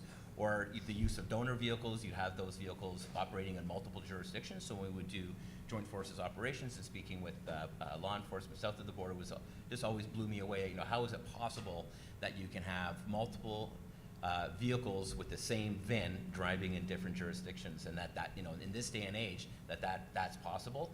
And you know, unfortunately, you know, privacy laws are often thrown up as a barrier towards the sharing of that information. You know, and speaking as a reformed government lawyer, it's easy to say no, right? Like, can we do this? No, you can't, because that's the safe answer. But really, it should be, let's get to yes. Like, you know, what do we need to do? And if it requires making tweaks to legislation, then do it. You don't have to open the whole package. So it's not insurmountable. It's you know, given now that we have this sort of epidemic of auto theft, the hope that I have is that we have some substantial long-term solutions to the issue as opposed to sort of stopgap. And the nice thing is, You know, we had this problem before in the early 2000s. The numbers precipitously came down through the work of again, all this multifaceted stakeholders. It's coming back up, but the solution was there, and there'll be a solution again. And so, you know, a national registry would be nice. A North American one would be better. I think, David, what's different about this particular surge of auto theft is how international it is. If you look at the stats, 80% of the vehicles are being exported. You know, you saw them in Africa, but it's the Middle East, it's elsewhere. So you know, that's a fundamental shift, and we can't take our eye off. That's the biggest problem that, if addressed, will make the biggest impact in communities. Reventing is another natural area for the federal government to pull the provinces together and go, let's fix this once and for all. And it can't be, again, a slow meandering process. It's got to be expedited with federal leadership. I think we have the attention on this issue now, so we're pushing for that as a major change in approach to look after the domestic side of it. And there's been good arrests. There was an arrest just the other day of people working in Service Ontario who were involved in this for hundreds and hundreds of cars. The only thing I'd add, I mean, I agree with what we could do with technology with regards to sharing that information. But you know, when we talk about leadership at the federal government, you know, we've got lots of friends up there in all different parties, but they're dealing with lots of different issues that seem to take up the day, take up the week, take up the month on any given moment. And the reality of a minority government that's rather fractured is dealing with spent a week working on a motion on an issue that is foreign affairs related.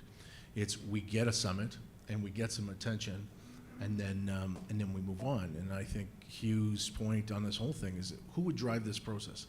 When we had an issue in automotive investment, we pulled the most senior Canadian executive in automotive history, Ray Tanguay, and made him the auto czar, and just said, look, someone has to have a full-time job every day coordinating what the different efforts and what the different issues are, and then be responsible for them. So I'd really like to see that, because these are all good ideas, and this room is full of good ideas, but we can't say the buck stops at Arif Irani or the buck stops at the Prime Minister, because they got so many bucks stopped in there, it's not gonna, that buck will not stop. Didn't Arif Irani's car get stolen? He told me he got stolen 3 times, and Right. there was a ministry car, and here we are. I mean, he's a thoughtful person. I think he's got he sees this issue, but I think in a room full of law enforcement, I know we have a lot of other law enforcement issues that are happening in this country, where I would ask Arif and Minister Varani on his list, where's car theft? And I know it's not number 1. Yeah, but I think, David, you know, from the speakers this morning, it's clear that this is, and we've been saying it in the Car Dealers Association for 3 years, this is the cash cow of organized crime. The stats now back that up from and I see lots of heads nodding from police folks. It's the 3rd largest source of revenue for organized crime. So it's that's what's shifted, and that's going to be what's undercut society. And I think there is a recognition in Ottawa. It's not just about, you know, somebody missing a car and the inconvenience and the insurance rates, which are all important, but it's about that threat to public safety, public order, undercutting society overall. And if they shift away from auto theft, there's, you know, it's still going to be a problem. I want to go to the floor now. So if you do have a question, I think there's people floating around with a microphone. I know we also have some questions coming in by email. Just ask if you stand up, if you don't mind, please. Good morning, everyone. My name is Adam Vanderbird. I'm from a company called SecureFob, so I'm sure you're going to see where my question is leading. A lot of the, you know, the word prevention has been thrown out a lot today. A lot of the prevention methods in terms of reducing auto theft do put an onus on the consumer to either remember to do it, continuously do it, and having worked with not only our insurance partners, but companies like CGI and others, they won't ever endorse those types of technologies because you have to do it and it's on the consumer to do it, and just like me, forget to do it consistently. So I'm wondering if you're aware of any technologies that actually are preventative and that can take the onus off the customer and reduce thefts. And I'm sure, again, being at SecureFob, you know where I'm kind of going with this, but I was just wondering if you guys know of any, or have heard of any, or things coming down the pipe. I have SecureFob in my truck. It's fantastic.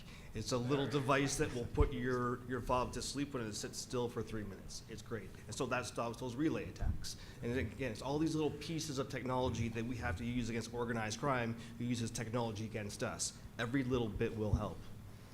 I can say we get a call probably every month from some sort of a manufacturer or software developer for some sort of device, whether it's a secondary ignition or a tracking device, something that puts your fob to sleep. Some include biometrics, so to address carjacking, it would through your Apple Watch or whatever. See an elevated respiratory response, and then you're separated from vehicle, which will intuit as a carjacking, and then it will disengage the ignition, so that the next time they try to turn the car on, it won't. So there's lots of products out there that I think that will help in terms of prevention, and even within the vehicles themselves. I'm embarrassed to say, I've been in this industry for over 20 years. I just learned at the Auto Summit that maybe not all car manufacturers, but a number of them, if you double press on your key fob, it puts itself to sleep. I didn't even know that. So they're baked into the vehicles. There's a lot to do. I will say, and I don't want to minimize prevention. I think it's important. As I said, we all need to do our part, but it's addressing the symptoms and not the root cause, and that's where the work that the folks in this room are doing, the provincial auto theft teams, the integration with their various intelligence units, and the work with the CISO and CISC. RCMP, and I'm sure CSIS is involved in it in some regard as well. That's, I think, where we'll see a big difference, because you see that differential between ourselves and other countries around the world. And why is that? I think it's we was said earlier on, Canada has become a high reward, low risk jurisdiction, and that's where we start to attack the root cause of what is causing these car thefts. Yeah, and I would say this: there was one major automaker who was up in Ottawa meeting with members of the Public Safety Committee, walking them through what they're doing technology-wise. Obviously, we don't want that information on YouTube, but I think it was very helpful for those members of Parliament to understand the breadth of what's being done, both at the manufacturer's level and, of course, in the aftermarket level. I think there's a significant push there as well. I will just say, in one moment of levity, I have a car that's on the top 10 list of stolen vehicles. Every day I dutifully put my key in my Faraday bag, and I make a big deal with my wife that she has to do it. And of course, earlier this week, she goes out to the car, and I've left the car key on the dash. So, we all have work to do for sure. And Flavia's points about prevention, could be pointed at me. Hugh, if I can pick up on that, because there was a question that came in by email, talking about aftermarket tools that are out there. Are these things that can just be built into vehicles, so the onus is not on the consumer and the protection is there, and they don't have to void their warranty in order to get the protection they want? Yeah, I would point to the fact that I think it's like an arms race, or even like that you see in the computer world, where large institutions, governments are trying to keep hackers out. The manufacturers are seized with this. They don't want their cars on the top 10 list. But again, if you go to two of the major manufacturers on there again at the National Auto Summit, one was 6 times more stolen in Canada than in the U.S. Another was 10 times. So there's something different about how the Canadian market is such an ease of export, and police agencies on both sides of the border tell us that. That being said, there is a huge investment in this going on, but it's a very, very competitive arms race. Again, the week before I testified before the Public Safety Committee, a colleague drove a car to a nice restaurant in Montreal, put a club on the car, put a boot on the wheel. His car was gone when he came out. So again, very, very challenging circumstance when organized crime is that motivated to export the vehicles. Can I just add something quickly? I think there might be an advantage to the third-party devices in that they're not universal to the vehicles, right? So if the organized crime groups are able to interdict and crack the code of a particular make and model, then that solution for them, right, the criminal solution, then adheres to all the vehicles.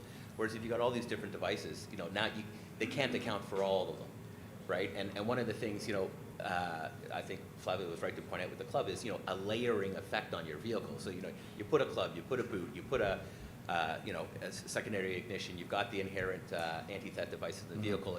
It makes it less likely to be stolen, but as Hugh's comment shows, does it make it unstealable, right? I mean, If they want it, they'll take it. I've anecdotally heard of, you know, high-end vehicles where they, in a high-end neighborhood, they have these balustrades that come up automatically at the end of the driveway.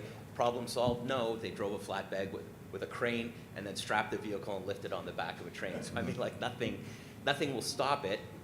You know, What about let's go back to landmines? silver bullets. Does Yeah, anybody- yeah. Well, the Russians get around those. Yeah. I think it's important to highlight that we're talking about all these other solutions, but the real problem is organized crime is stealing cars. It's not manufacturers building cars that get stolen. It's not, you don't have a pole in your driveway. Organized crime is stealing cars. Until we actually address that at a federal level, we can do anything that we want, but eventually, as we see, they're gonna knock down your door and they're gonna take your keys, and hopefully they won't shoot you in the process. So again, all these things help now, but we have to have a national collective approach where we go after the head of the snake, as Toronto Police had in their conference a few months ago. And so, you know, my grandparents and then my parents had a garden in the backyard, and you always knew that the ripest fruit and the ripest vegetables were the ones that are going to get stolen. This is the problem that we have right now, is that in consumer goods that we have that are accessible by people who are willing to break the law, the ripest fruit is the Toyota product in your driveway, or that Honda Civic, or that Honda CRV. It is an international problem, but I think the international organizations look at areas like this as well. That's some pretty ripe tomatoes. Car makers, the trends in the technology in car makers, what consumers are demanding are connected autonomous functions in vehicles. They want advanced digital functions. As we electrify, and every major jurisdiction in the planet is forcing electrification, you're going from 40-volt platforms to 400 and 800-volt platforms. It is going to be easier to target the fleet that everybody sells, because we're moving from cars I grew up with, which were analog. I'll install a kill switch. I worked on a car for a year. It's not going to get stolen because you actually have to steal it. You have to touch it to steal it. It is not the technological solution from the manufacturer point of view is like an arms race. It's not going to get easier to make the cars less stealable. It's going to be harder. And I think the role of the aftermarket and our approach, both from a legal and an insurance point of view, to aftermarket products has to change. Just to ask our panelists, you've got a question. I know, sir, you've got a question. Do you have a mic? You do. Okay. I'll go to your question, but the panelists don't need to all answer the question unless that's what you're And I think intending. mine No. is directed to just Okay. one, only because this gentleman's given me a marvelous segue, and I see my friend from TAG getting it. I spoke earlier, Chair of the Region. I had my vehicle stolen, as I said. Because of TAG and Desjardins doing what they did, we got the car back.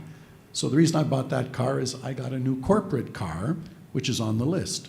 So I went back to the Region of Peel and the police board and said, let's tag this car. Now, it's not my car, it's a leased vehicle. So they went, for all the reasons make sense, they reached out to the insurance company, and that's why my question is for Michael Roth. And they said, don't touch that damn car, it's not your car. I had my fleet people go back and say, and you hate to use that, well, here's who I am. Well, who I am is the regional chair and the police commissioner, and it's kind of like as if my car, taxpayer's car, doesn't get stolen again, but I understand I will pay the $495 to Speedy of my money, not taxpayers' money, to install the tag. The answer back from the Fleet Leasing Corporation was, don't touch that car, it's not your car. Can you please speak to that? Well, I can't speak to specific circumstances. I'm not aware of you know, what company we may. But the fundamental point is, and I made a note of your comment, it's easy to say no. Are you just going to tell me it's easy to say no? And Fabio, you said it's not the priority, and what are we really doing here again today? And it becomes circular. And we need the people that can step up and fix it to fix it, instead of the law enforcement people having to chase it afterwards. And there are a handful of solutions. I was blessed with one, but they're not really solutions. So one of my Nandoisms in 36 years in politics, I hate wasting people's time, especially my own. So let's make sure we're not wasting time. When there are simple solutions, we should be able to implement them instead of well, it's not that simple. Well, it's not. At the end of the day, I think Lexus just wants to sell another car, and the insurers just want to jack my rates, and they did $800. So I will, with respect, put it to you one more time. Why won't leasing corporations, you can't speak to my situation, why wouldn't they automatically welcome what was done, just like Desjardins did for my personal car?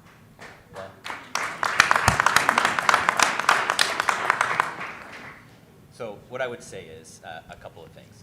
Number one, that there are pilots in place. So you heard that. I can't remember which region it was where you have the dealerships, right? So that's the manufacturers working with the police to put on secondary devices. So that is happening. I can't speak to the individual case, but happy to chat with you afterwards. But I can say, what I'm hearing from my members is they are welcoming opportunities to have. They don't just want to sell another car. I mean, the comment was made about the reputational hit, like that. That's a short-term strategy if they want to sell another car. They don't want the car stolen in the first place. They don't want that reputation. So they're increasingly working to do that. Now, there may be certain more evasive products that can be put in that then may has a secondary effect and sort of affecting the vehicle or the running of the vehicle that might void a warranty. So those are specific circumstances that we can chat about. But I can tell you that they are open. They don't want the vehicle stolen. In fact, they're themselves being victimized. And, a number of my members who are saying, they were at a regional sales meeting and one of their colleagues' cars is stolen. I hear that as well. Or, increasingly these violent car thefts with, people coming into the homes with weapons. When we first started talking about that, we didn't hear about that. Now we're hearing about that more. So, they are aligned. It's unfortunate that you had that experience, but my hope is that that's not universally the problem. If I could just add to that, I think one of the elements that I think is really important is this whole theme of getting upstream and stopping it, and lots of solutions have to come in place. But organized crime is so productive on this. If you think of a car dealership, we have a lot full of cars. We've had to harden up all of those environments. So, we just had an incident where they stole $700,000 worth of cars from the Ford factory. They went in, cut them out of there. The problem is not, whether we can stop one crime or whether we can stop the crime against one individual. It's much broader than that. And the crime is getting, and we heard it this morning from the chiefs, increasingly violent, and which makes it less of a one-on-one problem. But that doesn't mean we have to forestall solutions. And just on who wants to be on that list, when as the Car Dealers Association, we looked at this in the 2000s, there was, as a board, looked at this, and there were some jokes, well, we'll just sell another car. But everybody in that leadership recognized that it undercuts society. It undercuts, the ability to have customers trust in this. And every manufacturer, every dealer wants these rates down. And we've been battling for it for 3 years, and that's why we're so appreciative for Peel for getting this on the map, getting a national summit going. So thank you for that. Sir. Good morning. Freddie Marcantonio from Tag Tracking. David, I'd like to say that both your reports, one on Marketplace and one on CBC, I use religiously during my presentations to the insurance industry because they were both fabulous. So thank you very much. Yeah. When our neighbor has nice grass, we tend to ask our neighbor, what do you do to keep your grass so nice? So let's look at what Quebec has done over the last 30 years. One of the things we do as an entity for the revinning problem, and it was a big problem in the early 2000s in Quebec. Together, us as an entity, most of the vehicles in Quebec, if you come to Montreal and you walk around, they have the tag product on the car. I'd say maybe 80% of the vehicles at risk are equipped with the tag product. Together with Equité, it started with Jacques Beauchamp, it continued with Charles Rabat, it improved under Réal Berger, and it's still happening today. What we do is if a registration has a symbol on it that says rebuilt, or in French, reconstruit, it means this car was rebuilt. Now we have to make sure that it is rebuilt with legal parts, not other parts. What these rings that specialize in revinning do is they go to scrap yards, they will buy a carcass that has been a total loss from the insurance industry. They're not buying the carcass. The carcass never leaves the yard. What they're doing is they're buying a VIN. Then they'll steal that Ford Explorer or the Ford 150, same color, same year, same make, same model, and they'll use that VINning on. The minute someone is asked to install a tag kit on one of their vehicles, no one of our authorized dealers in Quebec is allowed to install the tag kit without it being investigated. In other words, the consumer has to pay $450, go to the DMV, La SAC, and have his car verified that the secondary VIN numbers match the original VIN number, or we will not install a tag kit. It has eliminated a lot of the revinning problem. So it's something that maybe Ontario should look at in the revinning issue. On another note, there was a question that was asked in regards to the warranty. We've been in business for 30 years. We had this issue at the beginning of our life cycle, where car dealers were saying on a continuous basis, don't install an aftermarket product, whether it be TAG or anyone else, because your warranty will be null and void. We worked with the APA, the Automobile Protection Agency. The 90% of the car dealers currently in Quebec install on their floor plans, because the insurance companies in Quebec oblige them to do it, the TAG product. They've enveloped us, they help us, they work with us and the insurance companies to install the TAG product. In the last 2 years, there's not a week that goes by where an insurance executive, whether it be from Intact, from Desjardins, from Aviva, will call us at the office and say, we're asking our customers to have the tag installed, and the car dealer, the manufacturer, the HO is telling them, don't install tag because the warranty is going to be null and void.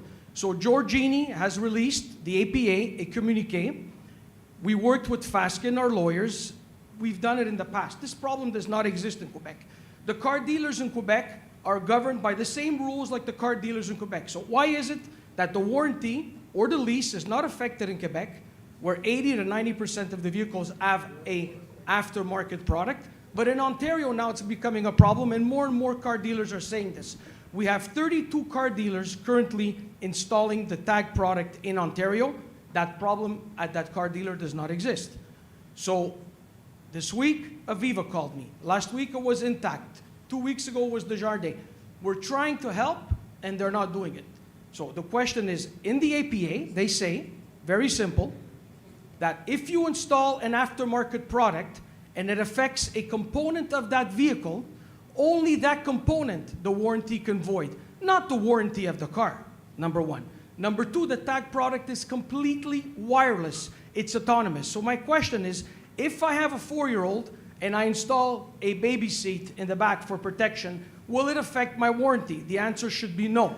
So why is it that the car manufacturers, the car dealers in Ontario continue to falsely, they give false information to these consumers and making the life difficult of an entity like an insurance company that is trying to help solve this problem because they have the grunt of the problem.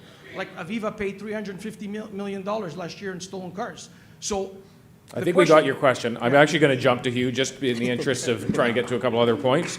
Good question. Yeah. Yeah, I wish you could be just a little more passionate about your work. Yeah. I haven't read APA's report, but I'm happy to read that and happy to organize a meeting to talk about that. The manufacturers are responsible for warranty administration, and I'm not. This is the first time I've heard this problem. To be honest with you, I mean, I hear from dealers all the time about installing a variety of aftermarket products. So I'm surprised by the question actually, but happy to organize something to talk to you about it. Does anyone else have anything to add to that point? I'm shocked. I would just say different interactions obviously have a different response rate. So like a secondary ignition, there is something a little bit more tangible in terms of what you're doing. So there's a different inherent issue. Your product I'm not as familiar with. If it's, if it's similar to an Apple tag and it's wireless, then I don't see what the issue would be. So that's where it becomes problematic to kind of respond to specific instances. But again, happy to have a conversation with you offline and bring it back to our members. They inherently don't want their vehicle stolen, and if there's a product that can assist in that, then their general inclination is to say yes. So it's on a product by product basis, but that sometimes, again, it's like dealing with all the provinces. And you've got to deal with all the manufacturers and sort of aligning them, and that's where hopefully as an association we can and be of some assistance. We've only got about 4 minutes left before we wrap up here. I don't know if there's another mic out on the floor. I do have a number of questions from, there's a mic down there? Yes? Question there? That side of the room? Question? No? Then I will, if you have one, then just jump on up. But here's a question from email. And it is about, I've heard a number of people who don't necessarily track this, but have been victims of auto crime, sit there and say, why is it that it's harder to get into my email than it is seemingly for thieves to take my car? So the question is, my iPhone upgrades security and systems overnight, even when I don't want it to. Can auto technology and anti-theft technology not perceivably do the same? Those are anecdotal. It actually isn't harder to get into your email. It is, these things are connected all the time. Okay? Yep. Most of the vehicles on the road, the vast majority of the vehicles on the road are not connected at all, especially when they're off. Yeah, but what about those that are? Those that are, like Tesla sells a lot of product that has over the airwaves upgrades and improvements. That's a product that you're buying. If you got a 4-year-old car and it's anything from Mercedes down to Mazda, it doesn't have that. And I think that look, from the technology and the supplier's point of view, we'd provide anything that the automakers would demand. The thing with the automakers is like any other business. They're not, these are for-profit companies. If the consumer needs to demand that, or like in so many other things, like the NTSB does all the time, we decide that that's a national standard, usually the U.S., and then you create the standard, and then the automaker gets to pass on some of that cost to the consumer that's demanding it. All right. I will likely, in the interest of getting us back on time, wrap up here unless there is a question. Last call? No? Okay, great. Thank you very much. Yep. Thank you to the panel.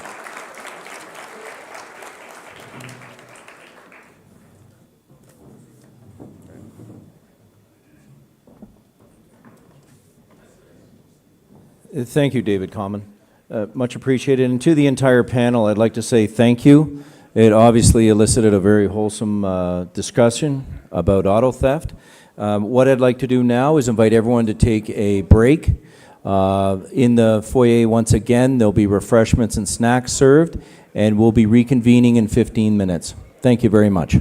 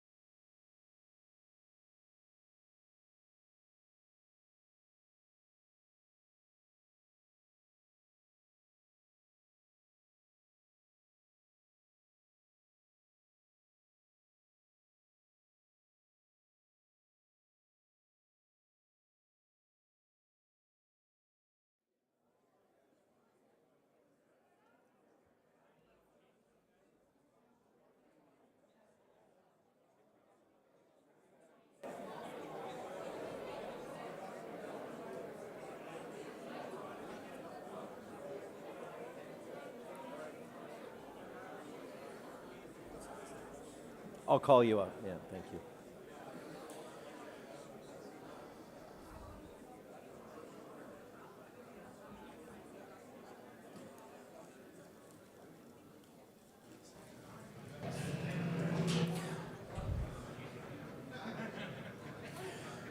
All right, we'll get started. And just to say once again, it is so encouraging to see the networking that's happening here. The conversations had amongst people are fascinating. The next panel that we're going to invite up here is titled, What's Next? The Next Steps and Further Opportunities to Address Auto Theft. I'd first like to invite to the stage our Deputy Nick Milinovich with the Peel Regional Police. Deputy Chief Nick Milinovich began his policing career in 2000 and achieved the rank of Superintendent with Halton Regional Police Services. As a commander in various units, he has led initiatives in the service innovation and risk mitigation, amongst others. He was also integral in the development of the province's first community safety and well-being plan. He served on the Provincial Steering Committee for the Combined Forces Special Enforcement Unit and presents nationally on intimate partner violence with the Canadian Association of Chiefs of Police. He is the co-chair on the Ontario Association of Chiefs of Police Human Resources Committee and is the executive sponsor of multiple internal support networks at Peel Regional Police. He is a graduate of the Police Leadership Program and has completed excellence in the Executive Leadership Certificate at Rotman School of Management. Deputy, thank you for joining us. Next, I'd like to invite David Adams from Global Automakers of Canada. David Adams is the President and CEO of Global Automakers, the national trade association representing 15 European, Korean, and Japanese automobile manufacturers in the Canadian market. With over 15 years in the role, he has experienced industry disruptions that have created both challenges and opportunities for automakers, and in their ICT partners, including vehicle evolution and broader public policy shifts. Thank you for joining us today. Next, I'd like to invite Brian Gast from Equite. Brian is the Vice President of Investigative Services Division at Equite Association. He brings 30 years of law enforcement experience, including as a detective inspector in the Criminal Investigations Branch with the Ontario Provincial Police. He was a unit commander of the OPP Anti-Rackets Economic Crimes and Corruption Unit and Branch Provincial Identity Crimes Unit, and emphasizes the importance of public and private partnerships in fighting insurance crime. Thank you, Brian, for joining us. Next, I'd like to invite Elliot Silverstein to the stage. As CAA's Director of Government Relations, Elliot Silverstein oversees advocacy efforts in Ontario as well as nationwide insurance operations. Since 2011, he has represented CAA on issues of road safety, consumer protection, and motorist-related legislation. Elliot brings diverse expertise to CAA's advocacy initiatives and has managed provincial advocacy campaigns resulting in legislative and regulatory changes. He also serves as media spokesperson nationwide, actively participating in industry-focused committees and ministry-directed task forces. Thank you, Mr. Silverstein, for joining us. Next, Freddie Mercantonio. He is the Vice President in Business Development and Distribution of Tag Tracking. Mr. Mercantonio oversees the design, development, and delivery of management programs used in damage insurance industry. With over 25 years of experience, he has built a solid reputation within the industry related to automobile theft prevention, risk management, and vehicle recovery, and regularly presents on the advantages of anti-theft tech and the risks and costs of vehicle theft. Thank you very much for joining us today, Ms. And last but not least, I'd like to invite David Common back to the stage. He will be moderating the next panel once again. Thank you very much, David.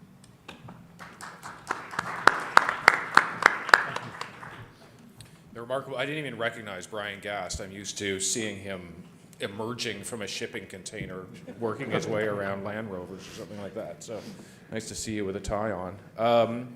Same sort of thing as the last panel. I'll throw out some questions and then try to get to the floor and to email questions as quickly as possible. But I think Given the panel we have here, we can pick up with some of the same sort of themes that we saw in the last panel. Very clearly, there needs to be a layered approach in attempting to face what was described in the last panel as a societal problem between sentencing and enforcement and coordination and hardening borders, and manufacturers play a role in that as well.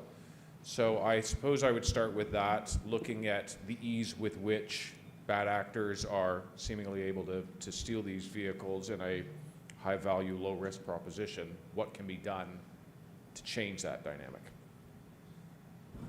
Yeah, maybe just start out by saying, you know, you look at why autos have become the number, I think, 3 or in the top 3 choice of organized crime.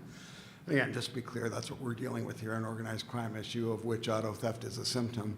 And it's because, you know, go back to the pandemic that has been mentioned before, and supply and demand, and also the fact that the value of vehicles has increased considerably. So you look at a pre-pandemic price of a vehicle in 2019, probably average cost was around $39,000 in Canada. Post-pandemic, last year, the average price of a regular vehicle in Canada was around $60,000. So the value proposition is that much more lucrative proposition for thieves to look at automobiles.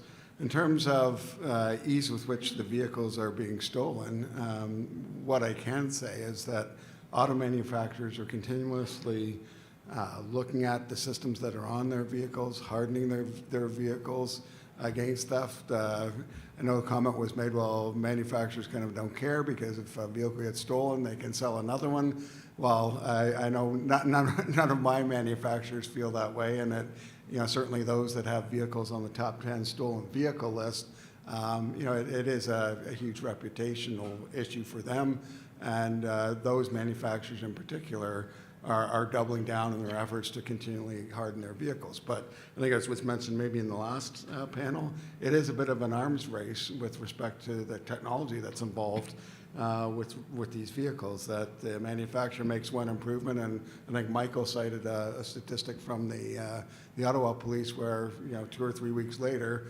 you know, there's they've sort of compromised that fix. And then one issue that we've raised with government, both at the provincial level and the federal level, is the ease with which some of these devices that compromise vehicles are available on Alibaba, on Amazon for not thousands of dollars, a few $100s, and you can get them delivered to your door from a distribution center in Mississauga here tomorrow. And those devices, and you've seen everybody's seen the pictures of the bus that you know, our fine officers make. It's always extra key fobs and these devices that you know, they have no legitimate purpose other than to reprogram keys and to bypass the theft deterrent systems on vehicles. So I would just say, it looks like vehicles are easy to steal. In reality, they're not. And the other reality is that the manufacturers are continually work sort of day in and day out to harden those vehicles. So there's a lot that can be done, and I think that there's an opportunity here. And one of the things that we have been pushing for is updated standards. So for many people, you know, they think about what's in the cars, but when you look at, you know, where the federal standards are on immobilizers and so forth, the last time they were updated was 2007. So 2007, you had a Palm Pilot, you had an iPod, but the world has changed. It has not updated. That's an immediate solution that we can look at to tighten the standards in Canada. At the same time, where I'm concerned, where we're looking at the issues, is the hidden costs for consumers. Because again, right now, you know, we're dealing with the issues, law enforcement are doing what they need to do, government is trying to do their best, everybody's trying to do their part working together. But when a consumer deals with a situation where their car is stolen, there's the hidden costs. Interest rates are higher, vehicle costs are higher, and it becomes a cost of living issue. Because we also have to look at it and say, what does it mean to the average person? Because they can't afford necessarily when their car is stolen if it's happening multiple times. So we really want to try and bring that forward and talk about it, not just from the millions and billions of dollars, but what does it mean for the average person? Because again, you know, the insurance costs, the costs of living, the affordability, all these pieces play an important role. And that's why, you know, we hear the theme today over and over that we need to work together. It can't just be, you know, words on a piece of paper. It actually needs to be actions. And we need to do that all together. And everybody has to play their part and take a role in this if we're really going to see it move forward. Brian? Yeah, and one, I want to thank Peel Regional Police and all our policing partners and all other stakeholders. It's phenomenal to be in a room like this with so many people looking for solutions. I do look back at the standard introduced in 2007. In Canada, it was made mandatory. In the United States, it was made optional. A good example of vehicles in the United States, certain brands, certain states don't even have an immobilizer. Canada did make it mandatory to have a chip technology that vehicles needed an anti-theft device in 2007. That dropped the incidence of theft by about half. And then we've been gradually increasing for the last 10 years until the pandemic hit, and then a significant shift, and that's where the crisis really developed itself.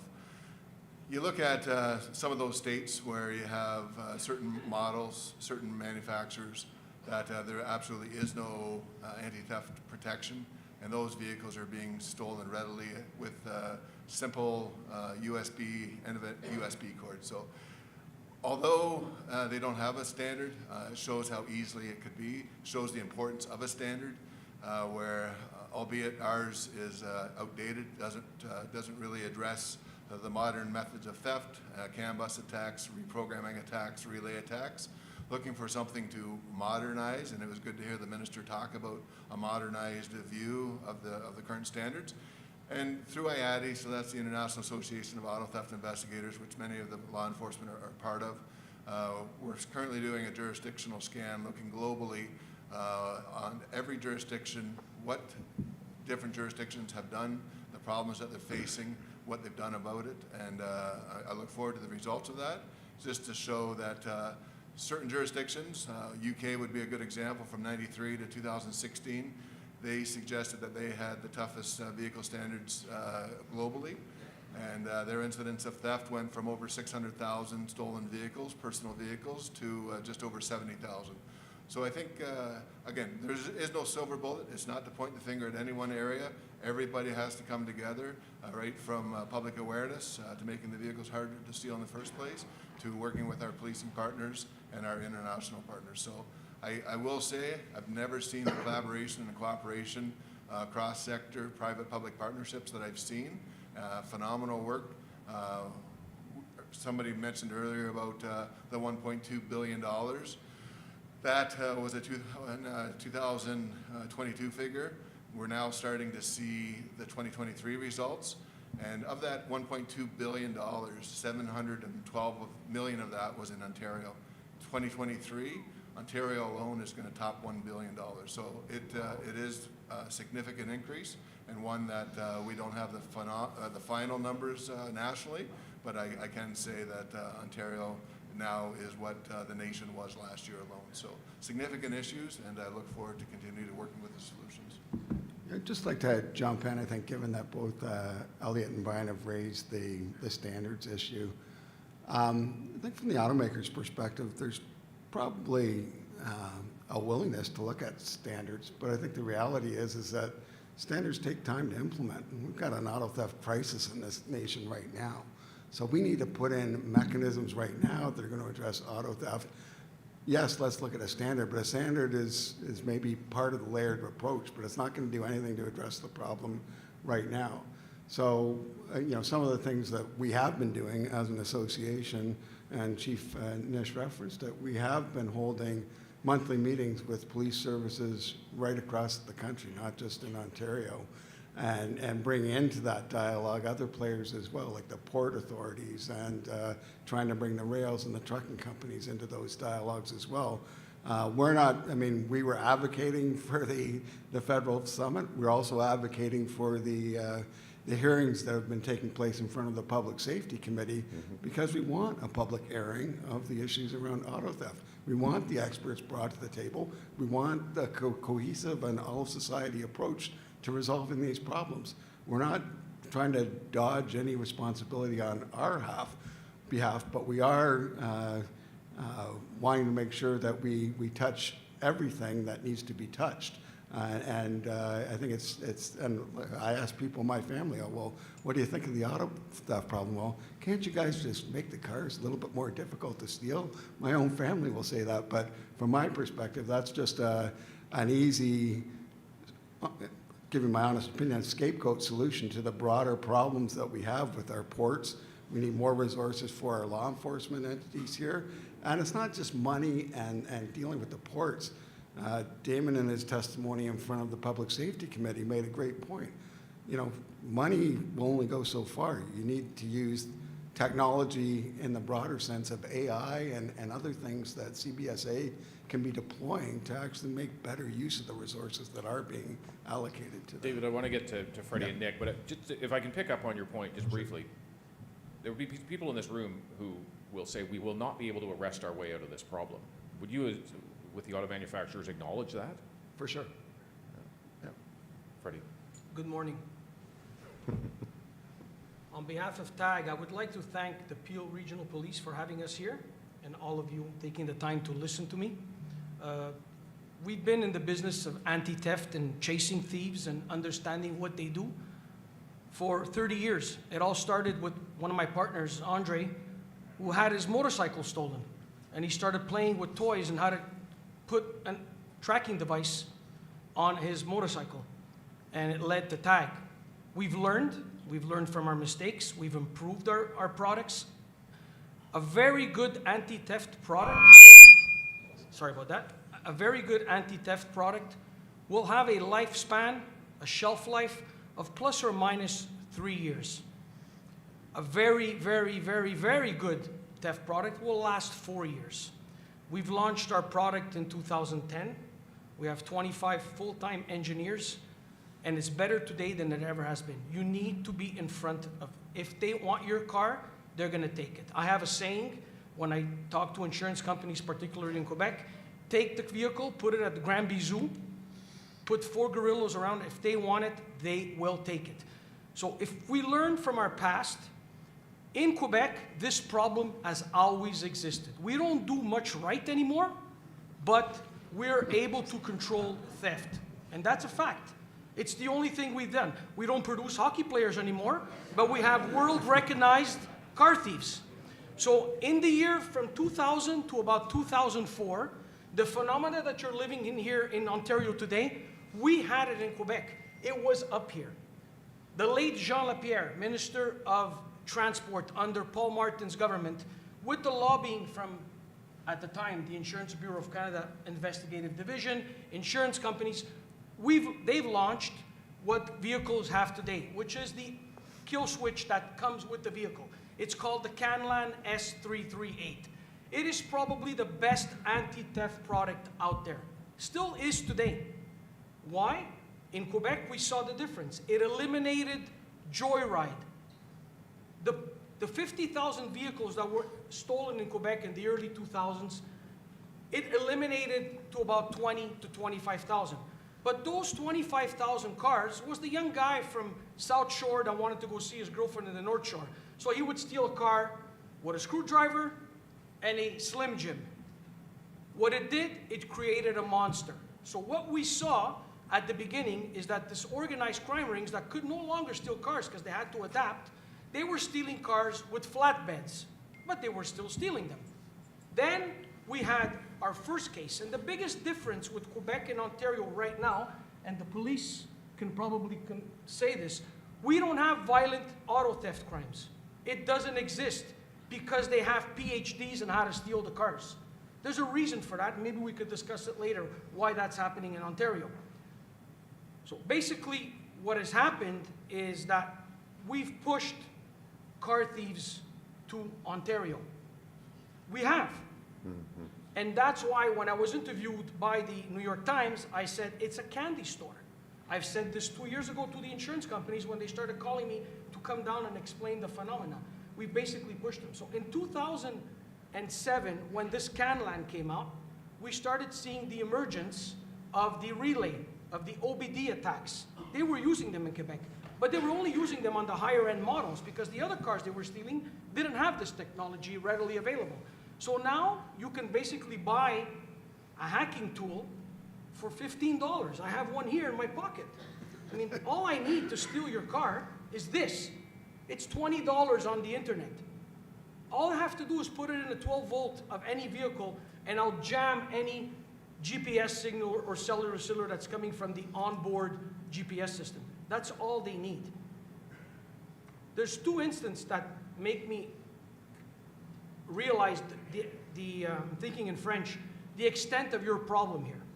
In 2018, we had a client from the center of Montreal, the Hansik, called us and said, my Escalade at the Central got stolen, here's my event number. When my security team went to see where the hell this car was, he called us at 7 o'clock in the morning. It was already in Mississauga, in your region, moved to your region in Peel. Thanks, Freddie. It did, not far from the CN yards. So it was the first time for us as a company say, why are they stealing cars in Montreal, driving them during the night down the 401? Fast forward 3-4 months later, I still remember, I was going to the hunting and fishing show at Place Bonaventure. Friday night, was supposed to enjoy a cold beer while I speak to outfitters. And Mark DaCosta, my director of security, calls me. He says, Freddie, we just recovered a car in Toronto, and it's in the CN yard, and they won't let us in. I called his predecessor, Réal Berger. He called Peel Police, and they were fantastic. They helped us get into the yard. That was our first recovery in Ontario. Fast forward, why are they here? Basically, I mean, Nick can confirm it. A lot of the car thieves that are stealing your cars, unfortunately, they're from Quebec. We don't have a border between the two provinces yet, so they can come. You say Right? yet? Yet, yeah. Yeah. Yes, I did. That's a different panel. Yeah. So basically, yet in bad terms. So basically, they're coming here and they're stealing their cars. There's no crime to the individual. These people know how to steal cars. They don't like this attention. What's happening is organized crime through and if you want to see it, Jerry can show you, you go on any dark web, has its own chat on what vehicles they need. So the organized crime has a grocery list. And I'm sorry, I'm probably taking too much time, but I take this to heart. We don't have a sales force. We don't sell tag to anyone. We have a product, and if you have the need, we're there for you. That's how we work with insurance companies. But we're there to solve this problem collectively. It's a societal problem. We've lived through it. And 10% of our policies collectively here go to pay this. It's billions and billions and billions of dollars if you do the math. It's not the 1.2 billion. It's 10% of all our policies together. Mine, yours, and everybody else's. It's a lot of money. Now it's gotten a step further where I'm sleeping and somebody's going to break into my house while it's ridiculous. It's completely crazy. So why is this happening in Toronto, not in Montreal? We don't have violent crime to steal cars because they know how to get them. What's happening is the organized crime rings are putting out lists. They're going to take 50 Honda Civics, Honda CRVs, Range Rovers. The first one that's going to bring those CRVs to them, they're going to take. They don't care where it's coming from. The problem is the guys from Quebec are able to take 25, no crime done. The rest might come from other criminal groups that don't have the PhDs and the tools to get around the cars. That's what's happening right now in Ontario. We see it. For the first time in 30 years, we have our own trackers. We work with event numbers, and we work with people like the Peel Police or Dunham and Hamilton. They're great with us. Without them, we wouldn't exist. Once we find a car, we call the police, and they come and they secure the vehicle. Our job is done. We don't play Batman and Robin. For the first time, one of our trackers, and a lot of our trackers, 65% now, are former police officers who took their retirement. Street gang tried to kill him. He's a father. He's a family man. He has kids. They tried to murder one of our trackers. It affected our company as a whole. So when I say we take it to heart, we take it to heart. The gentleman is still working for us. He's a very good man. Some people here know him. Our insurer helped us too for the car because the car was completely totaled. So it's something we have never witnessed in Toronto. One of the reasons why we advise that the car is, it's a written rule.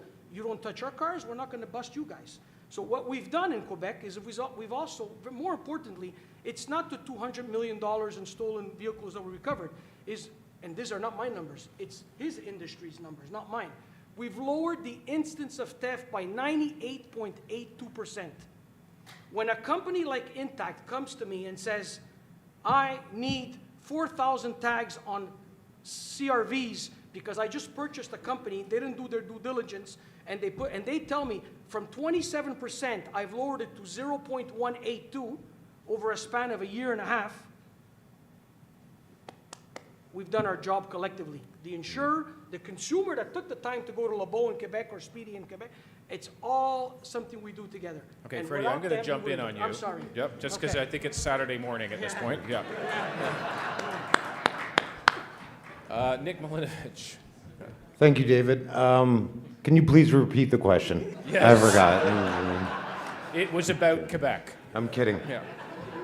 You know, it's, I'm going to try to focus some of my commentary. You've heard now from 4 different people and probably 4 very different perspectives. And, you know, I want to start with a thank you to everybody on the panel and particularly industry partners who have come here today. There's a lot of great conversation currently going on about not necessarily what you can do, but what we can do collectively. And to me, the answer is very simple. If we're going to address auto theft, there's not a single answer, like you've heard from the diversity of the responses of the panelists. But again, I'm going to, you know, for those of you that know me, I like to keep it simple. The most immediate and available opportunity for us right now is at export, from my perspective. And I'm going to give you a stat, I'm going to leave it with you. We recover a lot of our stolen vehicles, generally speaking about 50%, carjackings even higher. Revins, we have high recovery rates. You know, you mentioned the investigation that we just completed. The cars that we don't recover, between 70 and 80% of them are exported out of country. And that's a huge, huge number for us. We heard from our OPP colleagues and, you know, the GTA colleagues that participated in it, Project Vector, recovery of hundreds of vehicles and with relatively little effort. And, you know, the chiefs were on the panel and they said it's not about like, you know, the organization that lines my business card. It's about what we can do collectively to look at opportunities to fill some of those holes to make it different. Because the way we address it, regardless of whether it's legislative change, regardless of whether or not it's staffing at our ports, you know, more comprehensive strategies, that needs to be informed not by the company or organization you represent, but what we're trying to collectively achieve, which in this case is a crisis of auto theft. And if we aren't good in our spaces and we leave the smallest hole, you better believe that the people that are responsible for this, that organized crime is going to find that hole and fill it next. We're seeing it now. Chief Duriapa mentioned, you know, some of the symptoms that we're seeing right now and the type of crime we're seeing is actually, you know, could be considered a success in some of those spaces. Prevention efforts are up, awareness from the community is up. You know, unfortunately, some of the anxiety is as well. It's harder to take a car from a person's driveway in some of our more, you know, like Peel, Toronto, like the GTA, our partners' areas.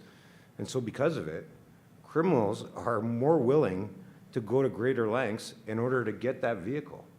And it's because it's easy for them to profit from it. There's very little risk to them.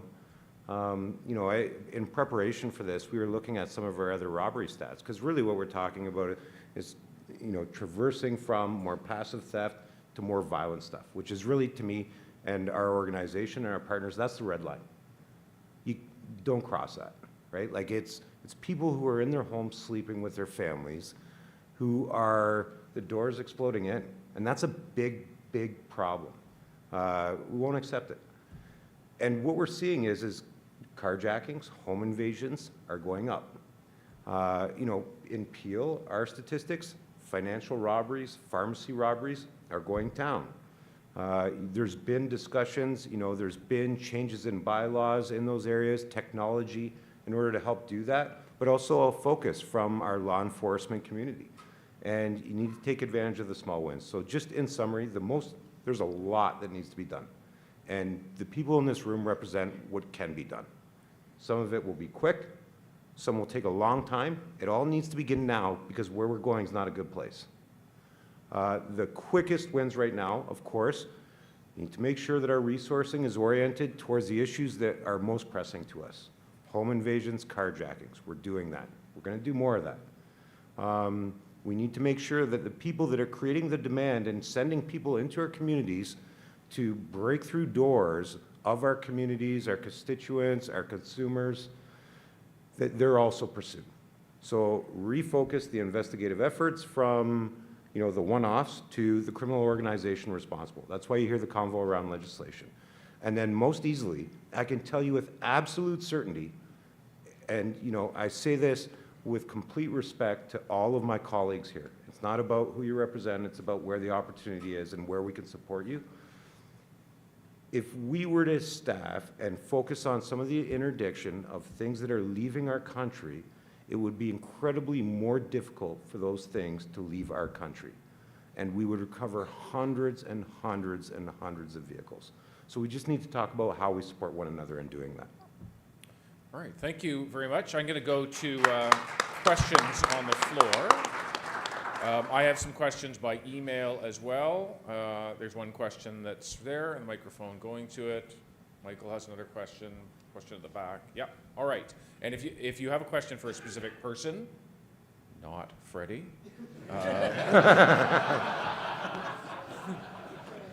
then please call them out. No, it's all good. Yeah, please. Me? Yeah. Hi, my name's Al Boughton. I'm on the Peel Police Services Board. I'm going to kind of direct this to you, Nick. So back, I guess, a couple of years ago, at our board, I had suggested to you and Chief Nish's senior team that you needed to look at the Port of Montreal and to understand the dynamics of the exporting and importing of containers. You went there. You've been there twice now? Mm-hmm. Is that accurate? Okay, so, and I said, I think you'll be overwhelmed when you see it. And no disrespect, Freddie, to you, because it's Montreal. It's well known in the transportation industry, which I spent 50 years, that two of the most corrupt ports on the East Coast were New Jersey and Montreal. And it's just a fact. So when you went there, and correct me if I'm wrong on this statistic, you opened 72 containers and found 110 vehicles. Is that the right number? Yeah, approximately. It was shocking. Yeah. So when you did that, it was random, right? It was random when you looked at it. Last year, one of the MPs made the statement, well, we can solve this problem, just open the doors on every container. That was the statement that was made. Possible? Not. No. It's not possible at all. When you find a container with stolen vehicles in it, and if you're using an X-ray machine or simply opening the doors, what's the realistic number that can be looked at?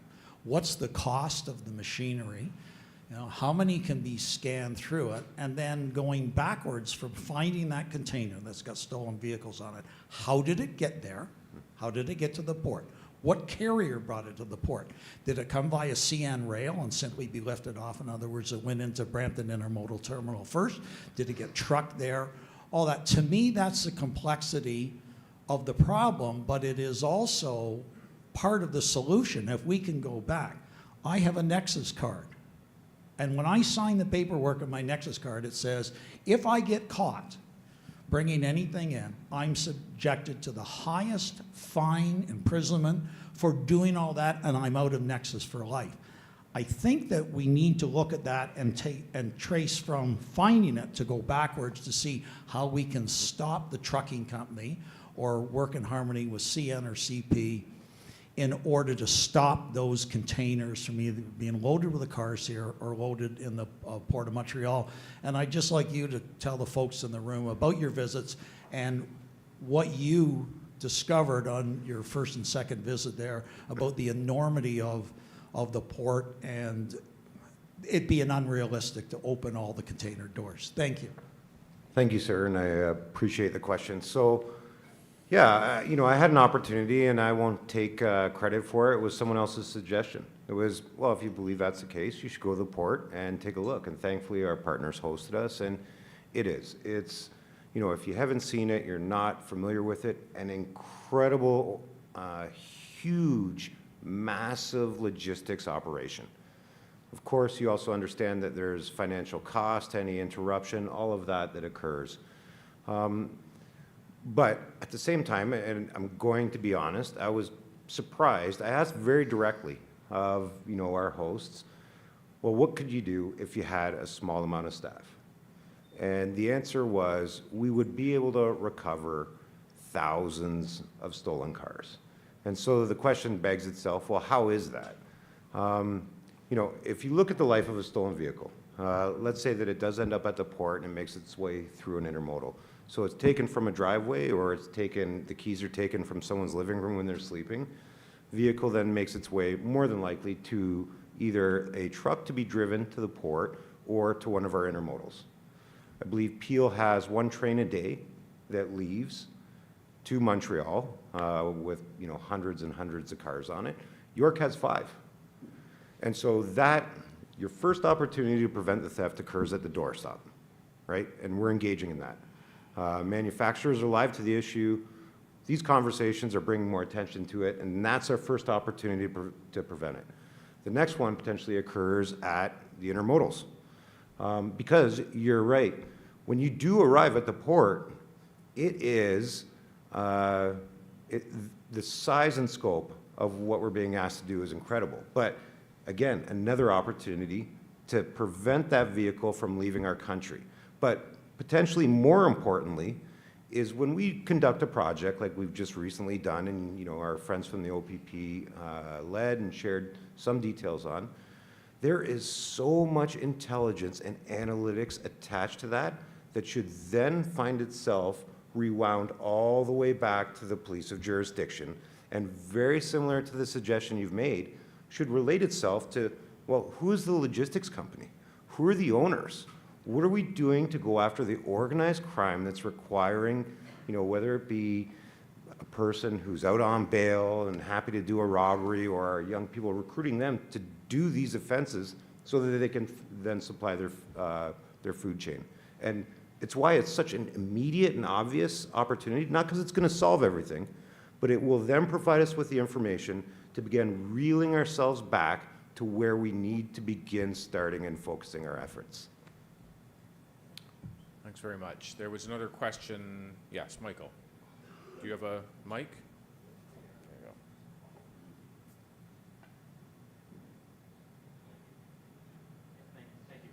go. Loudly, oh, there we go. So Michael from Canadian Finance and Leasing Association. The previous question and your comments, Nick, and your experience, Brian, elicited a thought in my mind. And I'm curious to hear, you know, we've heard about from the police chiefs earlier about the cooperation that's happening between police agencies here in Ontario, the role of CISO. But I agree with you. I think this is not a Ontario problem; it's a Canadian problem. And you know, I was just looking at the statistics, Freddie, in terms of what's happening in Montreal, and so it's a 264% increase in theft there. So it's not just happening here; it's happening in Quebec as well. What are you seeing in terms of cooperation on a federal level? So whether that's with the CISC, with the RCMP, with the CVSA, you know, when you were talking, you know, about that sharing of information and how that, you know, going sort of back downstream again, and sort of, I'd like to hear more of that. I see that as an opportunity for a more immediate interdiction on the problem. It's great to have more scanners. It's great to have more boots on the ground. Those are all things that are important, but that's more of a longer or intermediate solution. So what can we do today in terms of coordinating, or is it already happening? I just haven't heard about it. You know, maybe I'll, Freddie's at a loss for words, but, and Brian, I'm sure I'll have. I mean, But, we're sorry, at no, the give me, port. I'll No, be quicker. we're Trust at me. We're at the port every single day. I got there, you know, with his team, we're there every single day. We actually increased even our antennas at the port. The collaboration of the port is amazing. The change right now that is good for all of us here collectively is that in the past, the way it works, TAG recovers a container. So we're able, in a pile of 100 containers, he knows, I'll say it's in there. There's somebody here from the RCMP that's at the port. You can confirm that, correct? Okay, so we'll say it's in that container. The world is easy now, it's done. The port authorities who have no jurisdiction over export, they basically manage the port, will bring that container down. And then it was given to the CBSA. Now the CBSA, in the past, there wasn't the number of vehicles we have now. You know, in Quebec, it's gone up in the last year. It's up, now we have the influx from Ontario. So if there are only 5, they're gonna have other stuff to do. They can't just worry about that container. If the container's left there, these guys are like your third base coach for the Toronto Blue Jays that work at the port. They call them les débardeurs. They're gonna start doing this. And that's a signal. That container, put it on the ship. In order to bring it back down, his team knows, you're looking at about $80,000 because they're gonna put it under. So that thing is gone. So what we've done right now, collectively, is that the SQ, the Quebec Provincial Police, now finally has access through the Vector program at the Port of Montreal. So they're giving a hand to the CBSA. So the insurance companies, they're not waiting 40, 45 days to get back that car. Because after 30 days, they're gonna pay you your car. They don't wanna be wholesalers of stolen cars, because that's what they're doing right now. And we get customers calling us, or calling Equité, Jacques in particular, saying, well, TAG is telling me the car's at the port. Where the hell is the car? In the insurance, so it becomes a mess. So yes, there's things that are happening at the port on the outside. We're the only private company allowed to go there and get cars. But we're only part of the solution. We're not any of the brains or anything. We just try to do our jobs. I mean, Brian could probably speak about the port a lot better than I can. And I'll extend it to the international cooperation. I can't speak highly enough of the OPP and the participating police services. It's been alluded to with Project Vector. CBSA regionally have been doing a phenomenal job working with all the police services, stopping them before they get out of the country. But what happens when they do get out of the country? Some of them are slipping through, a lot of them are slipping through. And that's where you talk about the international component and cooperation. Interpol, we work with them almost on a daily basis, trying to repatriate those vehicles. The intent of that is to, and there's no misunderstanding, this is organized crime driven by money. It's highly lucrative, it's a commodity, they're making money, it's profiting everything else that they do. So how can we choke off the supply and diminish the demand? So just because they've made it overseas, particularly West Africa, Europe, and parts of the Middle East, doesn't mean that they're going to keep it. So we will do everything that we possibly can. The insurers will pay to have those brought back. And one of the benefits of that is it's taken a commodity away from them that they've worked hard. You saw the money that it took them to get there. We want to get every vehicle, as many as we possibly can. And the fact that Interpol database is now fed by CPIC, that is phenomenal. That is not the case in the United States. We are the only country in North America that's feeding Interpol database, and it's a significant shift.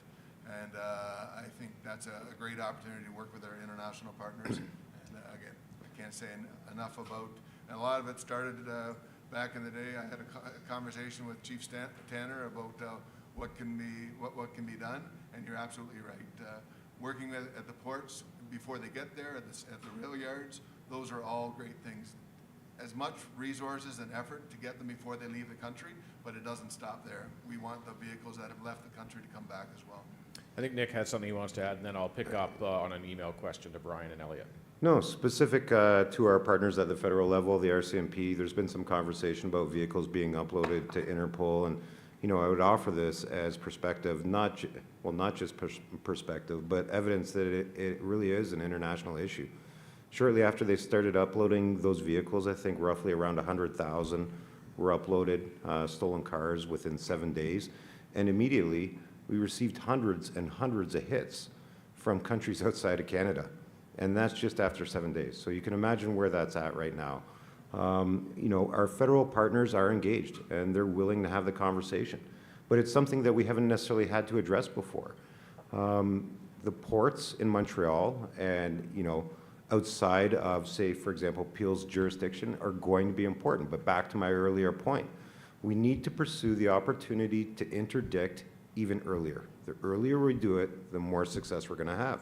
So in review and an analysis of what we could begin doing at our intermodals, there's questions about, well, can we help supplement staffing? I now have an auto team of 16 people. There's multiple projects going on. We've got a big investment in auto theft. Is there a possibility we could support interdiction at those intermodals? And the answer becomes, well, currently no, because there's jurisdictional issues. So those conversations and those types of things that take a little bit more time and encouragement need to happen. They are happening. And, our partners are open to that. Some are going to be more immediate wins, and some are going to take a little bit more time, maybe some convincing and maybe some pressure at times as well. I'm going to pick up on an email question just because we are talking in part about recovery. And I'll use a personal analogy. My neighbor's car got stolen. It was recovered by the OPP on day 20. Fire extinguisher had been used on the inside of it. They're worried the dry chemicals are going to screw up their kids in the car seats with this recovered vehicle, screw up the electronics down road, but vehicle's not totaled. What do you do when people don't want their stolen car back? That's a good question. Thanks, Brian. What kind of car?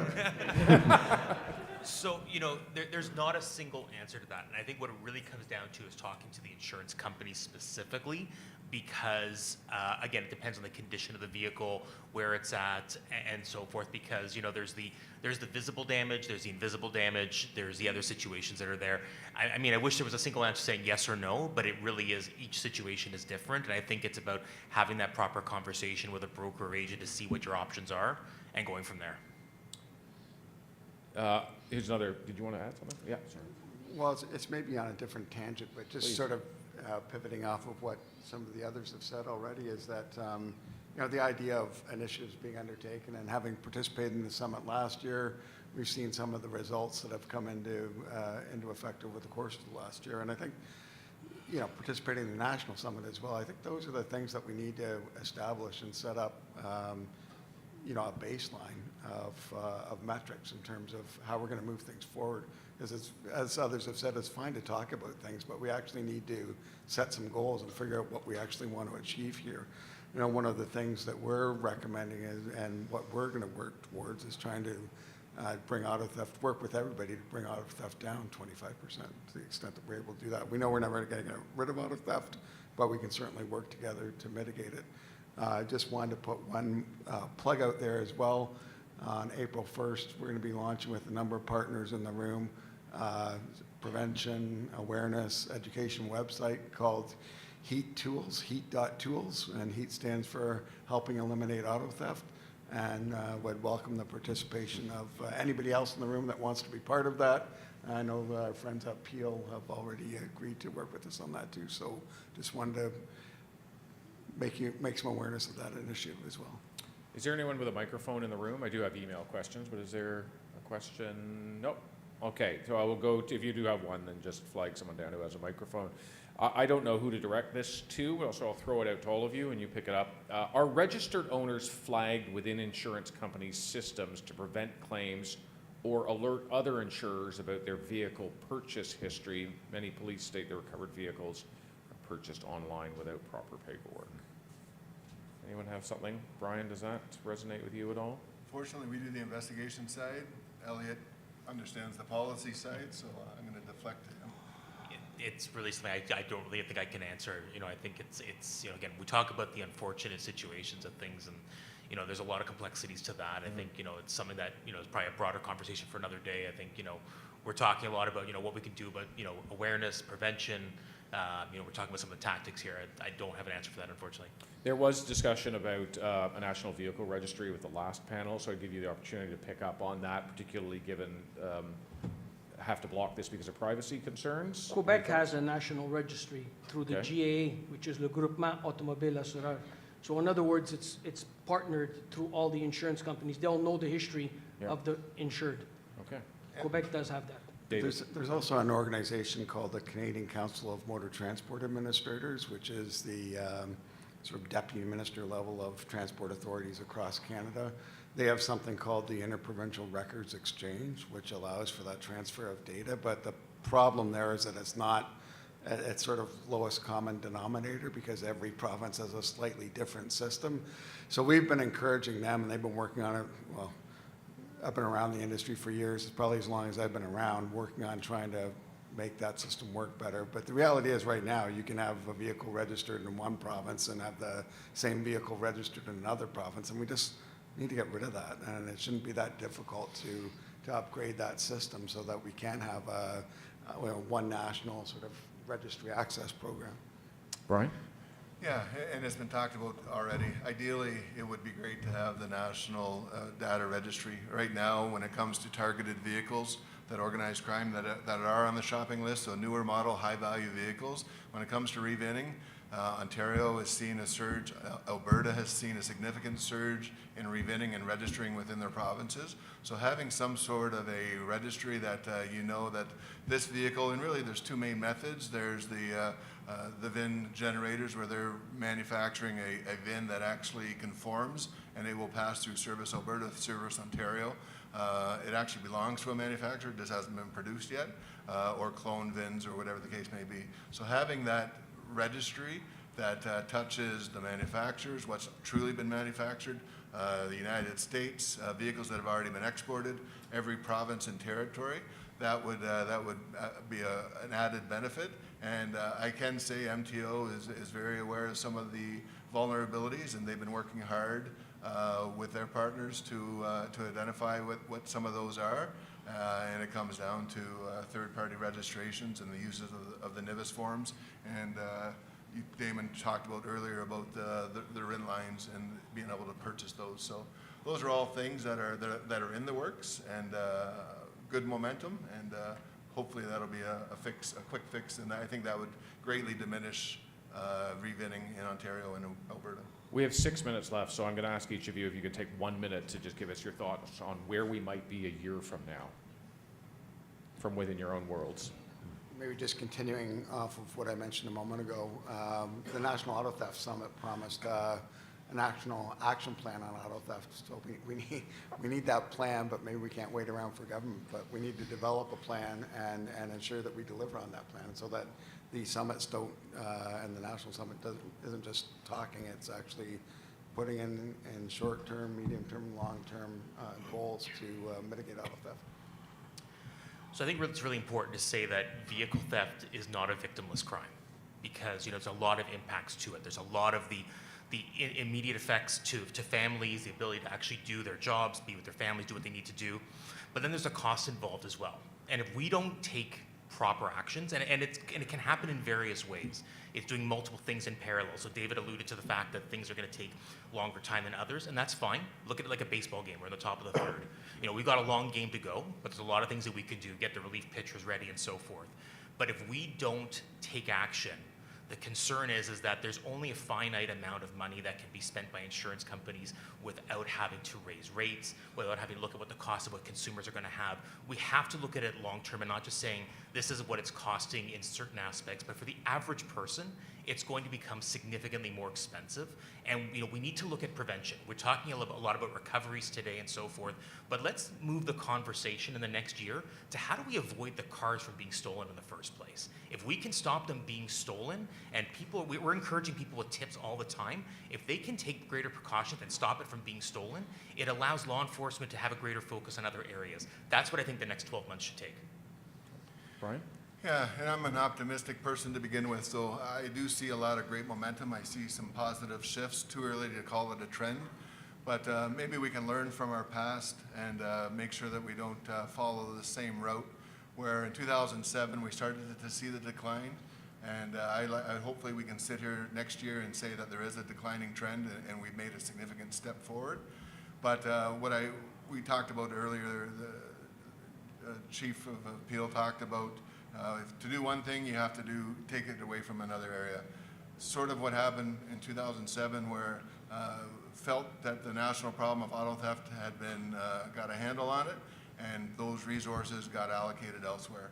Ultimately, of the 46-some-ish police services in Ontario, after 2010, there was really only 2 police services in Ontario, York Regional Police and Peel Regional Police, that had dedicated auto theft units, and then we grew to where we're at now, where everybody is now coming back to the table. I just encourage everybody, when you talk about your budgeting and your specialized units, to consider what happened the first time when a lot of those units were disbanded, and making sure that we keep our foot on the gas, and so we don't end up where we are once we do get out of this current crisis. We don't want to end up in another crisis 10 years from now.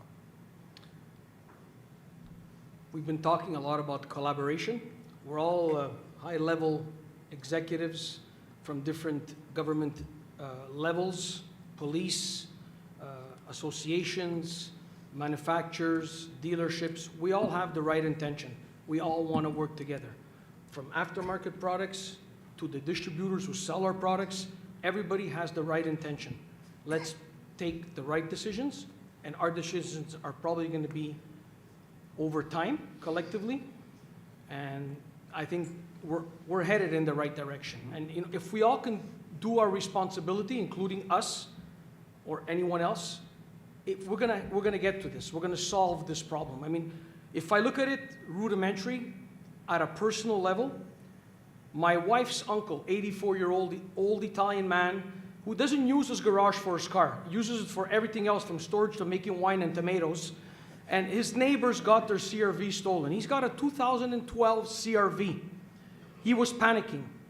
So what did he do? He took matters into his own hand. Every night, he would open his trunk, remove his battery, and bring it in his garage. So if this 84-year-old man can take his own initiative to solve this problem, I think we're a lot better off if we can do the same, a piece at a time. Thank you. I actually asked to sit beside him, I promise. You know, in 12 months, I believe like there's basically two options of where we'll be. We'll be in crisis because we haven't done the right things, and we haven't approached the issue appropriately. And when I say we, I mean collectively. And we're going to have other things that we're going to be talking about that are a lot worse than the passive thefts that we're experiencing now. Or we are going to begin addressing the issue and bringing down some of the pressure attached to that issue.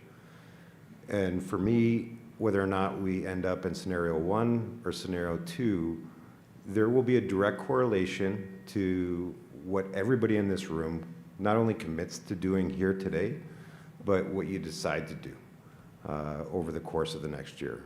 Because police are going to do their best to better respond to the emergencies, to mitigate the risk to our communities. But then there's that huge prevention piece, which we have a role in playing, but we certainly don't own it in a proprietary way. But there are people in this room who potentially do and can contribute to that.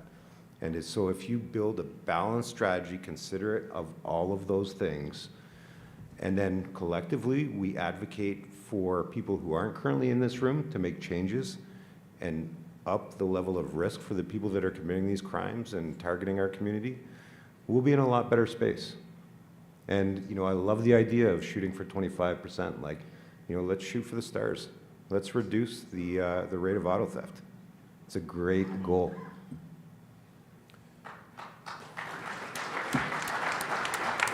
Thank you very much to the panel. I think we're just about to wrap up. Matt will take back over. Thank you all.